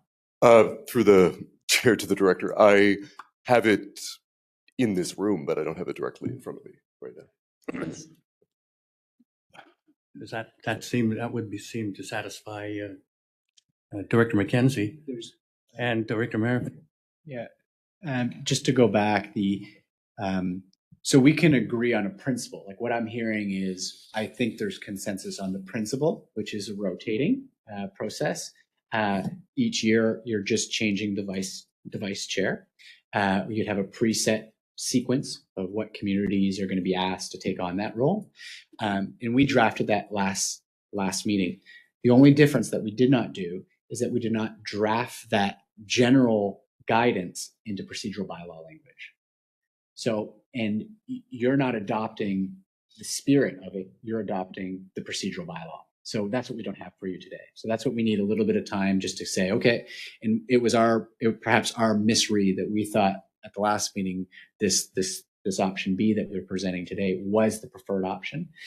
If we would have maybe if we, I don't know what happened, but regardless, we can get this done. It's not a big deal. We know what option you're talking about. It's already been discussed.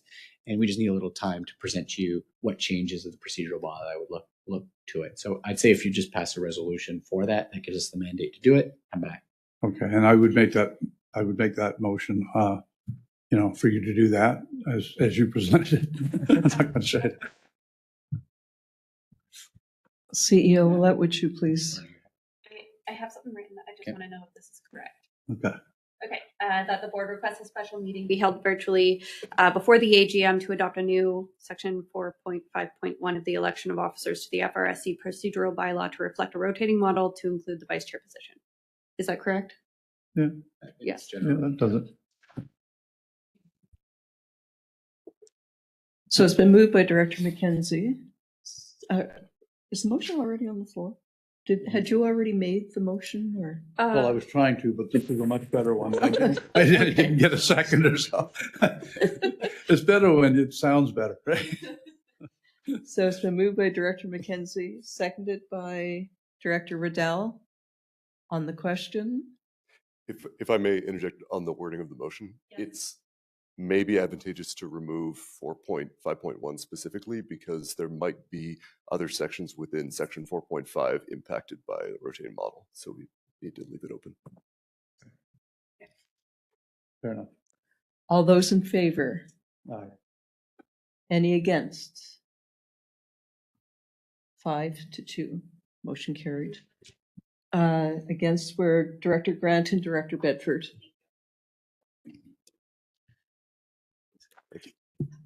Thank you for that, Graham. Next, 4.3, we have Pro Kids, a regional project. Welcome, Brenda.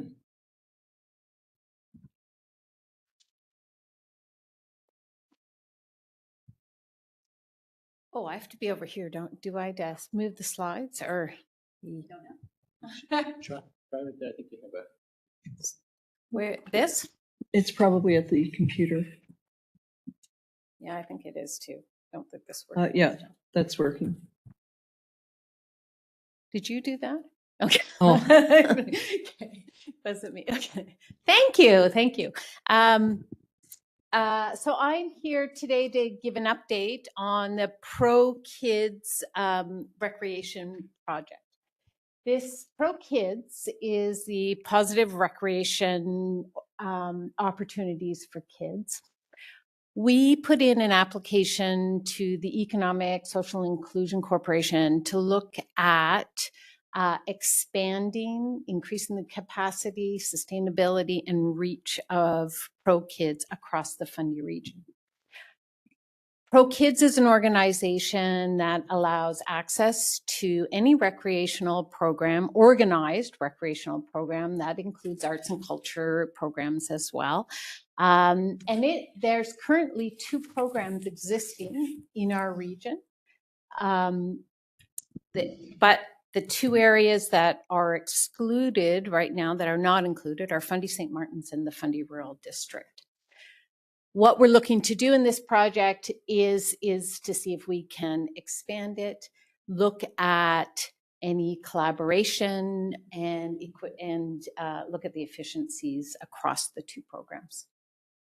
I'll get you to jump to the next one. We've done a little bit of background work to prepare for this project. The funding has been approved and received. So we have $50,000 and 1 year to work towards this project. So right now in the current state, the Pro Kids in St. John, this is a program that the administrative costs, the administration is housed within the city of St. John. They have 2 staff. And then that administrative cost is supported through the towns of Rothesay, Quispamsis, and Granby Westfield, so that youth in those areas can also receive the programming costs as well. There's an separate, it is a not-for-profit, it is a charity organization. So any of the funds that are raised are completely separate from the administrative costs. So any funds that are raised would be directly towards children's registration in sports and in organized activities. There is an advisory committee that helps set up and run these programs. And then with our second program is in Hampton. It's completely run by volunteers. There's the community board that oversees it. We've met with them as well to discuss their program. And the program runs extremely well in Hampton. But there is concern about the growth that's being seen. There's 1 volunteer that processes all the applications, does all the administrative work for it, and then they have a treasurer that oversees the funds. In St. John, the program is currently it's on pause right now. They have stopped accepting applications while they go through a audit process review. And their next stage was actually to look at doing a full review of what the program could look like. So we've said, let's take this opportunity right now to go through an exploratory process through both programs with the idea that could it be expanded and represent youth across the region that don't have access, that are not able to fund programs right now. Next slide, please. So we're just at the very beginning. We just received the funding. The program started as the funds became available in April. So our next step is once the city is complete their internal process review, we will then be doing looking at a joint review of both programs and looking at where we can collaborate, what the opportunities are. We'll be looking at best practices from other programs that are out there. There's also other not-for-profit sport funding programs that are operating in the area through different sport programs as well. So we'll be seeing where they are, what they're hitting as well. This is completely an exploratory program. We've been chatting in Hampton and asking people their concerns. You know, where do you see, what are the benefits? What are the concerns that they have in there as well? And the biggest concern that we heard from the volunteers they had 2 concerns in Hampton is one, their capacity for any growth, particularly with the border changes, et cetera.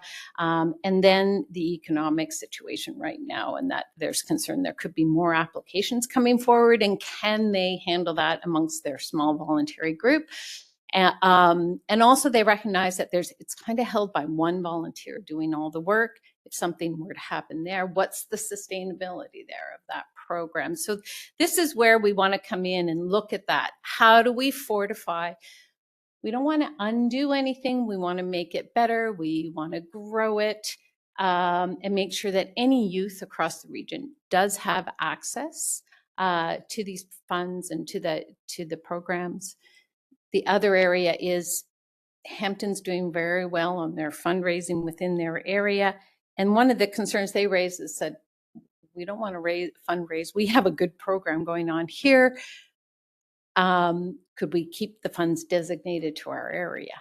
All those things will be brought forward and examined with open conversations and look to see what the best solutions are, and we'll come back with recommendations. But again, at the end of the day, it's about increasing the capacity, sustainability, and reach of these really important programs, right? What these programs do is youth who could not afford to pay the high costs of certain recreation programs, it's allowing them access. So again, it meets the community development committee's mandate of inclusivity and ensuring that that everybody has access to recreational programs. That is it for me. Thank you very much. Director Riddell. Yes, I think this is a great program. I'm trying to get my head around whether Pro Kids is, you mentioned not-for-profit, or you mentioned charitable. They're two different things. The charity, you're telling me it's incorporated? It's an incorporated charity that operates in St. John and another one that operates in Hampton. I believe they're both charitable status.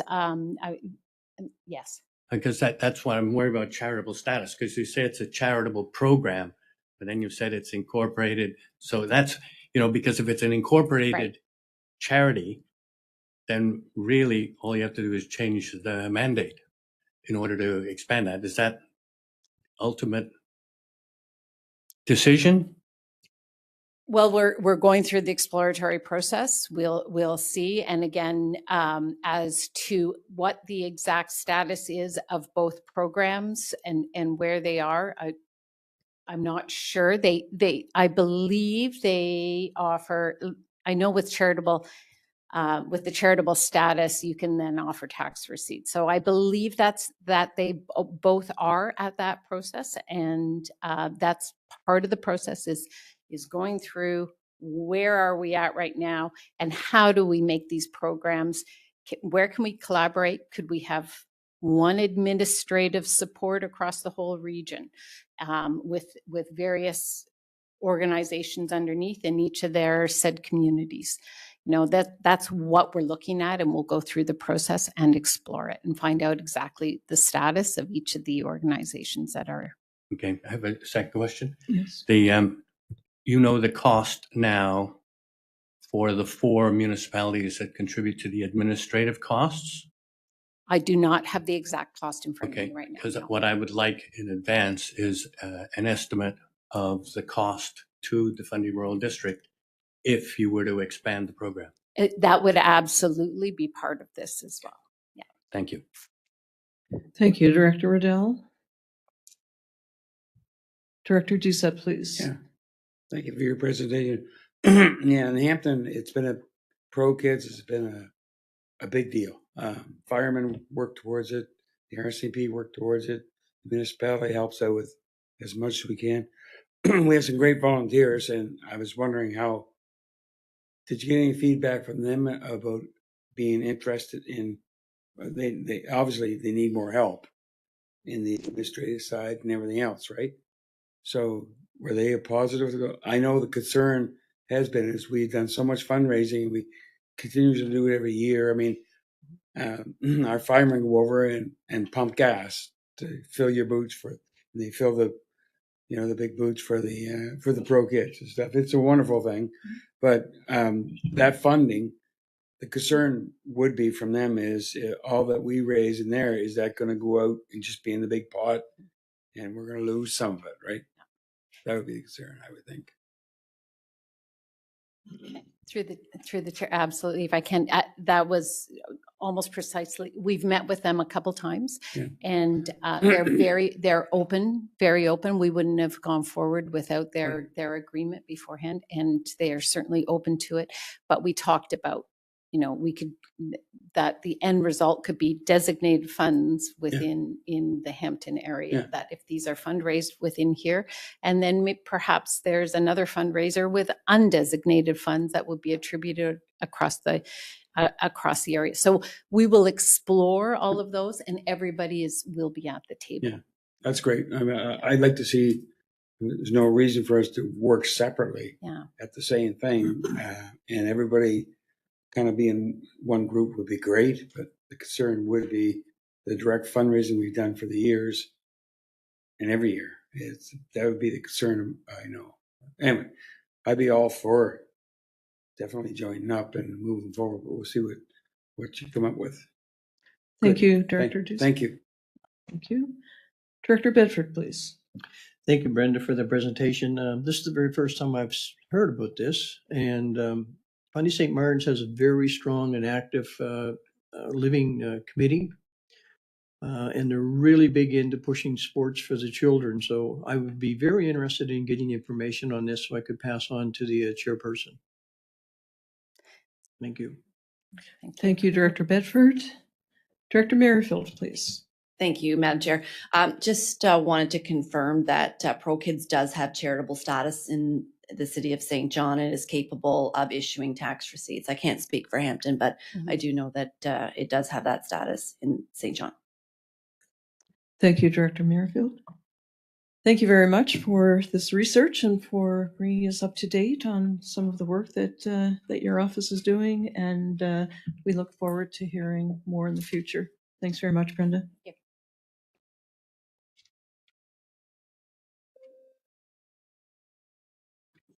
So we have some standing items. Public Safety Committee, a verbal update from Director Bedford.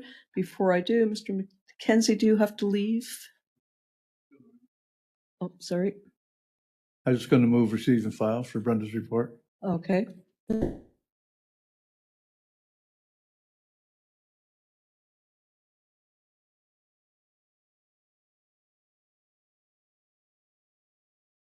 Thank you, Director McKenzie. Director Bedford, please. An update on the Public Safety Committee. Thank you, Madam Chair. This one here I had some help with, so I reached out to Graham. Graham, sir, I had to change it a little bit. Either that or put a glossary of terms in the back, because you use some pretty big words. But I thank you for your help. Over the last year, the Public Safety Committee has held several meetings and attending. We had fire chiefs, RCMP, St. John and KV Police, EMO, DNR, Dillon Consulting, and many representatives from the Fundy Regional Solid Commission. Public Safety Committee provided a forum for the emergency services providers to collaborate, openly discuss issues that we see improvements may be done to benefit our region, look at risk assessments, and offer solutions. What did we hear? Back about a year ago when we first started, one of the first main points that was strongly put forth to us was able to provide aid to one another without jurisdictions getting into the way. This has been a mutual aid agreement between communities for many years, and these mutual aid agreements could be enhanced.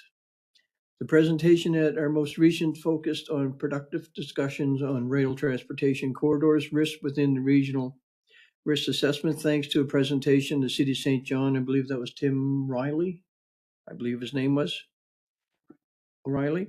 We also gained valuable insight from provincial officials on wildlife management strategies related to local government reform changes and enforced activities that will help shape the project scope.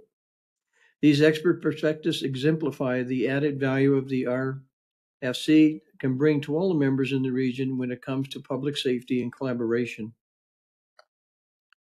Building on these discussions, we have begun working with the Transportation Committee to establish a dedicated joint committee on rail traffic safety. The new subcommittee will report to both committees and provide crucial support and guidance in safety managing the challenges and opportunities proposed to increase rail activities in our region. We are currently working on to define the terms of reference, working on external stakeholders to establish the membership for this new body and find out actually who's responsible for what. I want to welcome the new committee representatives from in the New Brunswick EMO, St. John Fire Department, and their expertise and perspectives with invaluable ongoing work. I also want to express our sincere gratitude to the outgoing representative from EMO.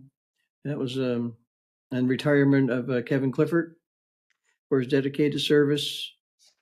Kevin was always great for conversation. Kevin and his family have been longtime friends for his family and our family. During the first year, the Public Safety Committee is enhancing the FRSC goals for working together as unified regional approach for public safety. We've leveraged the expertise of our members and external partners that add value to our work and showcase the benefits of regional cooperation. The committee remains dedicated to building on this momentum to foster equitable and resilient communities across the Fundy region.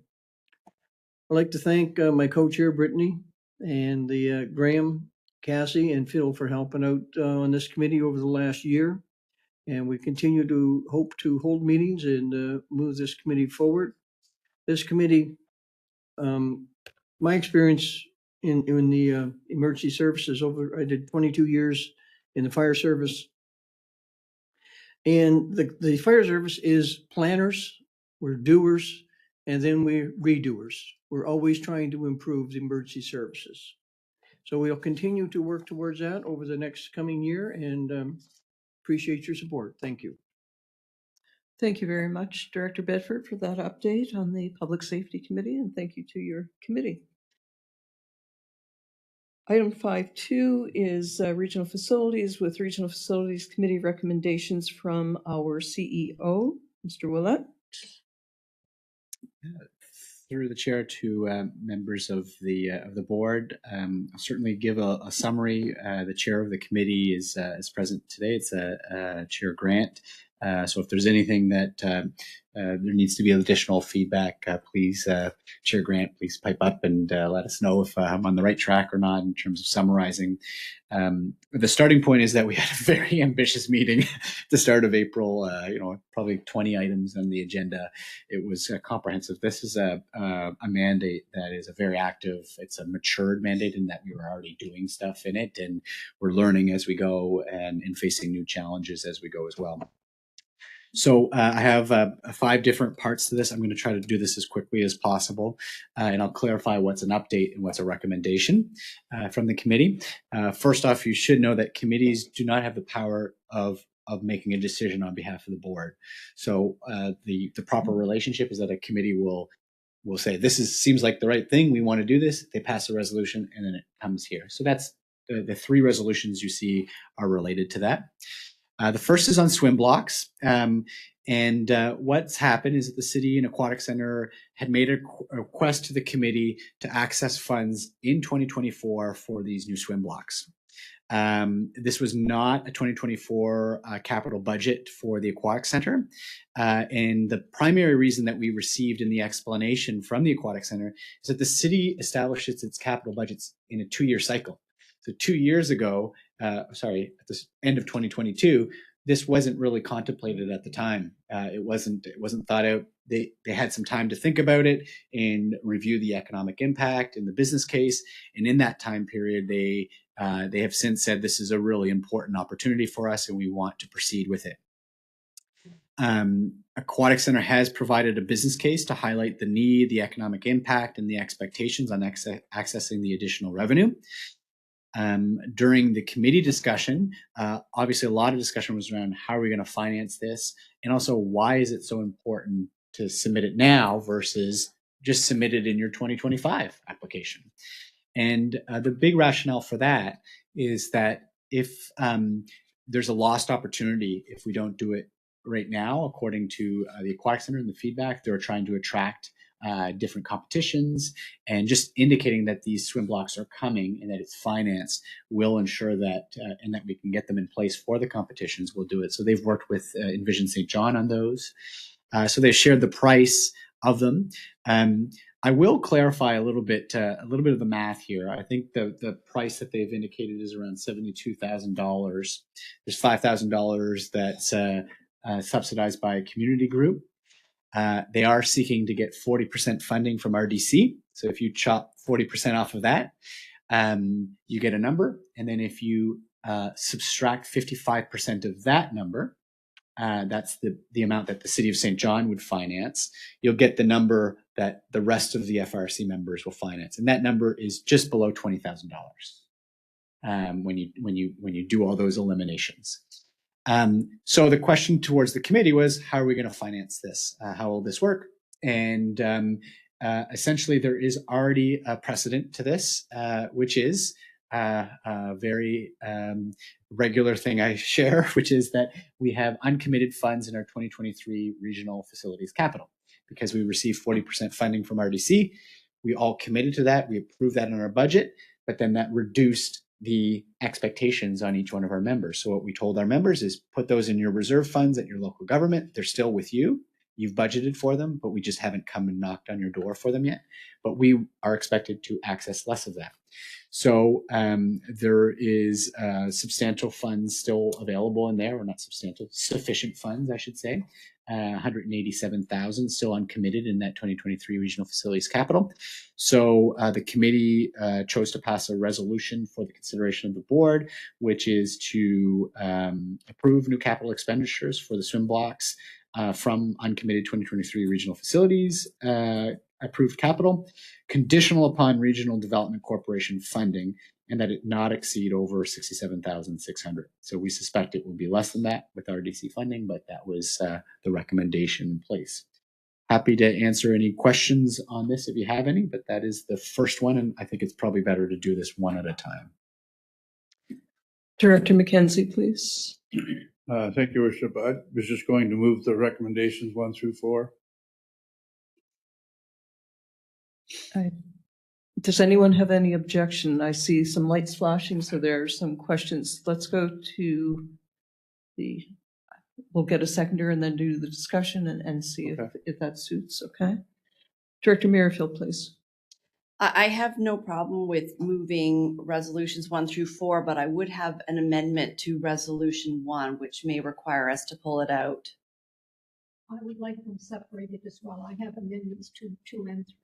So I would like them separated. Okay, so we will go with each one individually. Director McKenzie, did you want to move the first one? Wants to make an amendment to it? Go ahead, Director.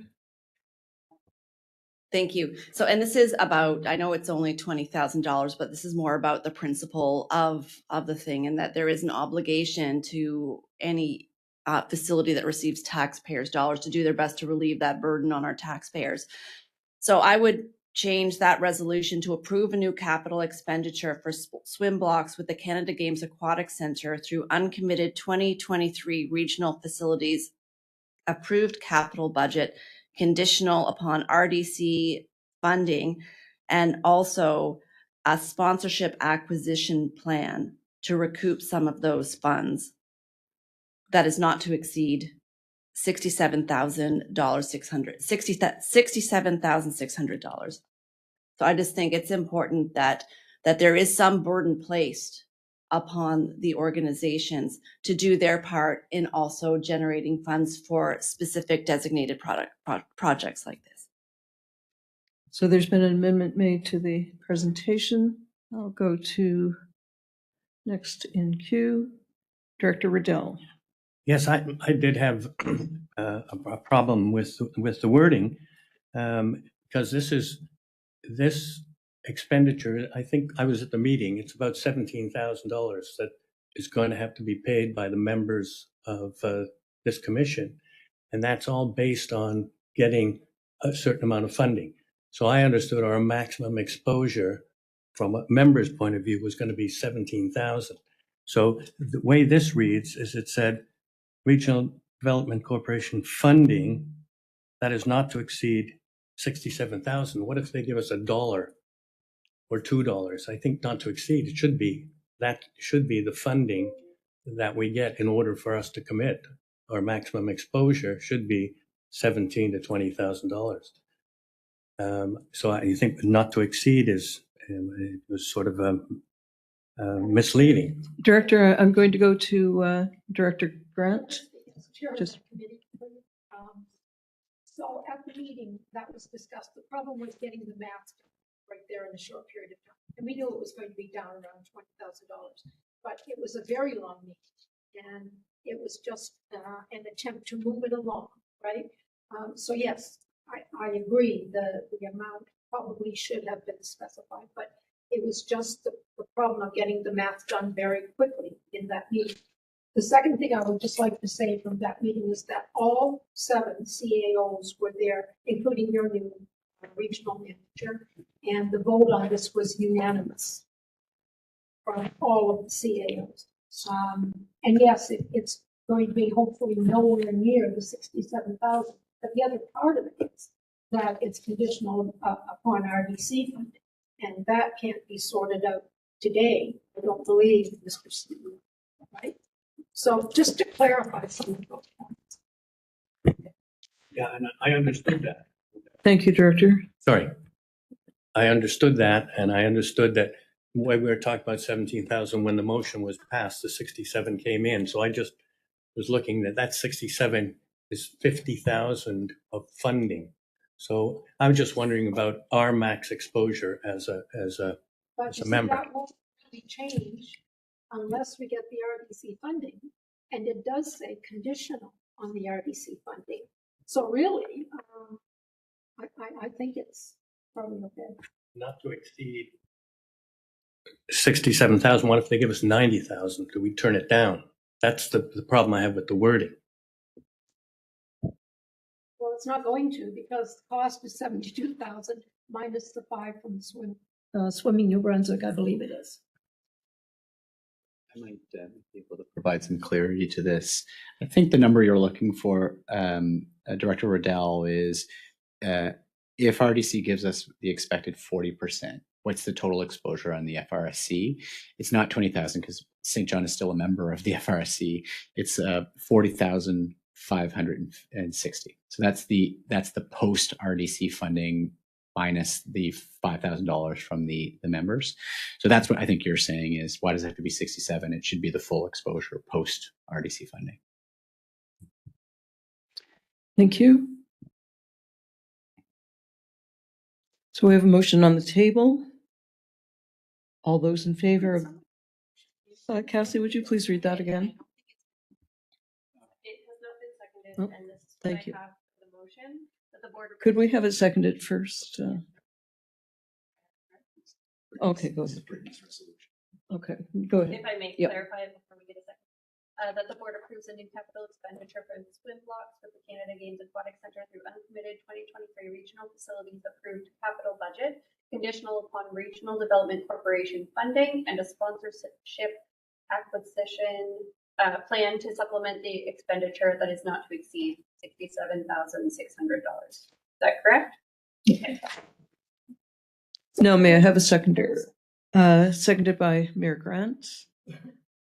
On the question, all those in favor? Any opposed? Motion carried unanimously. Next item.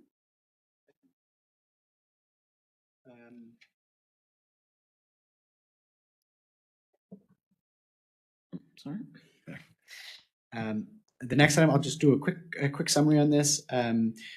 We submitted as an FRSC a letter to the City of St. John requesting reconsideration around a variety of things on the St. John Arts Center. One was for them to investigate tax exemption for the Arts Center, and the city has reported that they are investigating this with Service New Brunswick, and the committee felt it would be valuable for the board to offer their support towards GNB's consideration of additional exemptions towards this facility. The only other update that I'd share is that this particular item included the city's investigation of the rental fee to the St. John Arts Center, and we do not have resolution on that quite yet. We expect it from the city by July, and we will report it back at that time. So the resolution is to essentially send a letter to the Minister of Service New Brunswick, the Premier, regional members of the Legislative Assembly, encouraging the reclassification of the tax status of the St. John Arts Center.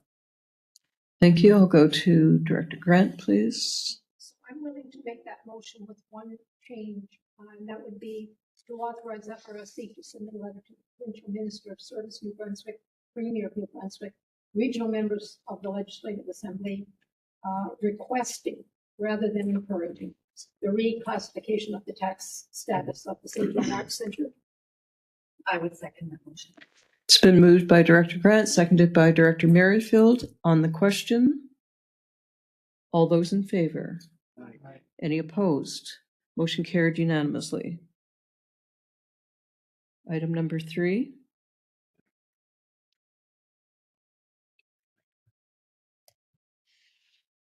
So, Chair, to the members of the board, one of the, you've seen this in the last agenda packet, the St. John Arts Center had a revenue generation analysis to complete as part of their conditional funding for the 2024 budget. And they've submitted that. The committee reviewed it. There will be a follow-up meeting with Andrew Kierstead as a result of that report. But the committee felt that it was important to submit to the province the importance of arts and culture funding for the facility. In this particular summary that Andrew Kierstead and his team provided to us, it clarified how some art centers are getting much more than others. And it's not a significant amount of provincial investment either. So this is similar to the item 1. This is a further request for the province to take some action for the support of arts and culture in our community. Director Grant. In regards to this one, we didn't have the minutes of that committee meeting yet, so this is my first opportunity to look at that motion as it came out. And actually the intent was to specifically reference the core grants to the arts centers. The F gets $60,000, St. John Arts Center gets 14. Why is that? So I will make that motion, but the last 3 lines I would change to advocating for greater funding for arts and cultures and organizations and programming in the Fundy region, with particular reference to the core grant to the St. John Arts Center. It's been moved by Director Grant, seconded by Director McKenzie. On the question, all those in favor? Aye. Any opposed? Motion carried unanimously. Okay. The last 2 are updates for you, and I know we're over here. I want to make sure you're aware of it. A very important part of the, and I'm sure Chair Grant will agree, of this committee meeting was the City of St. John submitted its updated 5-year forecast for expenditures for regional facilities capital. And if you will recall, last year we received this, and it was really temporary. There was these big fluctuations. So they did some work. The city staff did some work clarifying it, and they'd submitted it. However, one of the outcomes is that there's still fluctuations. There's, a massive bump in 2 years, and the average over the 5 years is $2.6 million. So it's $1 million more than we are currently investing into capital from a regional facility, from a Fundy Regional Service Commission. So you can only imagine this group of committee members had a lot of concern about this, and what do we do about this? And what I wanted to share with you is what's happening as a response to that. And I don't have the answer yet, but I think you should know where we're heading towards this. And where we're heading is that outside of the City of St. John, because this is not your owned asset, you cannot borrow from it. All other members of the FRSC, you can't borrow for the Aquatic Center. Only the City of St. John can, because it's the owner. So you are funding capital through your operating budgets. You're not your capital budgets. So the question at the committee level was, is there an opportunity or a potential for members outside of the City of St. John to somehow access borrowing or debt from the primary lender in order to finance this over a longer period of time. So just for example, if the city is going to go take out a loan for $20 million to do a bunch of capital work, it's going to take 10 years to pay it back. And that's the agreement that it has with the bank that it borrows from. For all other FRSC members, they have to pay it back right away. They have to pay it back within 2 years. That's what's in our terms of reference. So is there an opportunity that a primary lender can then lend as a secondary to others, and it can be spread over a period of time? What that would do is that would reduce your kind of 1 year burden. And it would just be like, you can't afford a car today, but you can afford it if you finance it over 5 years. The same type of logic is being applied. So what FRC staff are doing right now is we're investigating what's the best mechanism to do that, and how would we go about doing that, whether it's through NCBB, whether it's through the City of St. John, or whether there's other options to do that, to reduce that burden on our members. A major issue, a major concern, not a tenable thing for our board to face that, nor your local governments to finance that within the time period. So we acknowledge it, and we're working towards it right now. No action to be taken right away on this one. The last one is the 2024 regional facilities. Again, we're still new at this. One of the things that happens is that you approve a budget with clear indications of what is expected from that capital budget. The City of St. John, just like you saw in our budget, in our agenda today, costs sometimes higher than expected. So they did a tender for the HVAC units at TD Station. It was double the amount that they expected. They're not coming to us, the City of St. John, asking us for more money. They're just simply telling us we're only going to do one of the two HVACs, and they're going to place this into the 2025 budget. So what that means is you'll see this budget item again in 2025, and it will be another expenditure because of it. So that was decided, and the City of St. John needs that direction in order to proceed with the work. So this is an information item for you on this item. And that's it. Thank you. Director Grant? One other item that committee is discussing. As Phil said, there's a small subcommittee trying to deal with capital costs. But the other thing that we're faced with and have to make some decisions on is, what do we do about these items that come to us mid-budget year? This one we could manage, the swim blocks, but I think some thinking and decisions are going to have to be made around that issue as well. So it's a busy committee. Thank you. And I think Receive and file. a motion to receive and file, please. Moved by Director Riddell, seconded by Director McKenzie. On the question, all in favor? Motion carried unanimously. Looking for an adjourn. Oh, yes, right. One item that we overlooked is to authorize, the resolution is to authorize CEO Willett to adjust General Manager McLeod's salary to reflect an inflationary increase of 2.6 retroactive to April 1st of 2023. It's been moved by Director Doucette, seconded by Director McKenzie. On the question, all those in favor? Motion carried.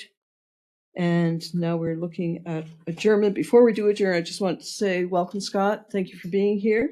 And also on behalf of the Regional Service Commission, wanted to wish Ron Nelson a happy retirement and a warm welcome to Samantha Cunningham. So thank you, everyone. Motion for adjournment, please. Moved by Director Riddell.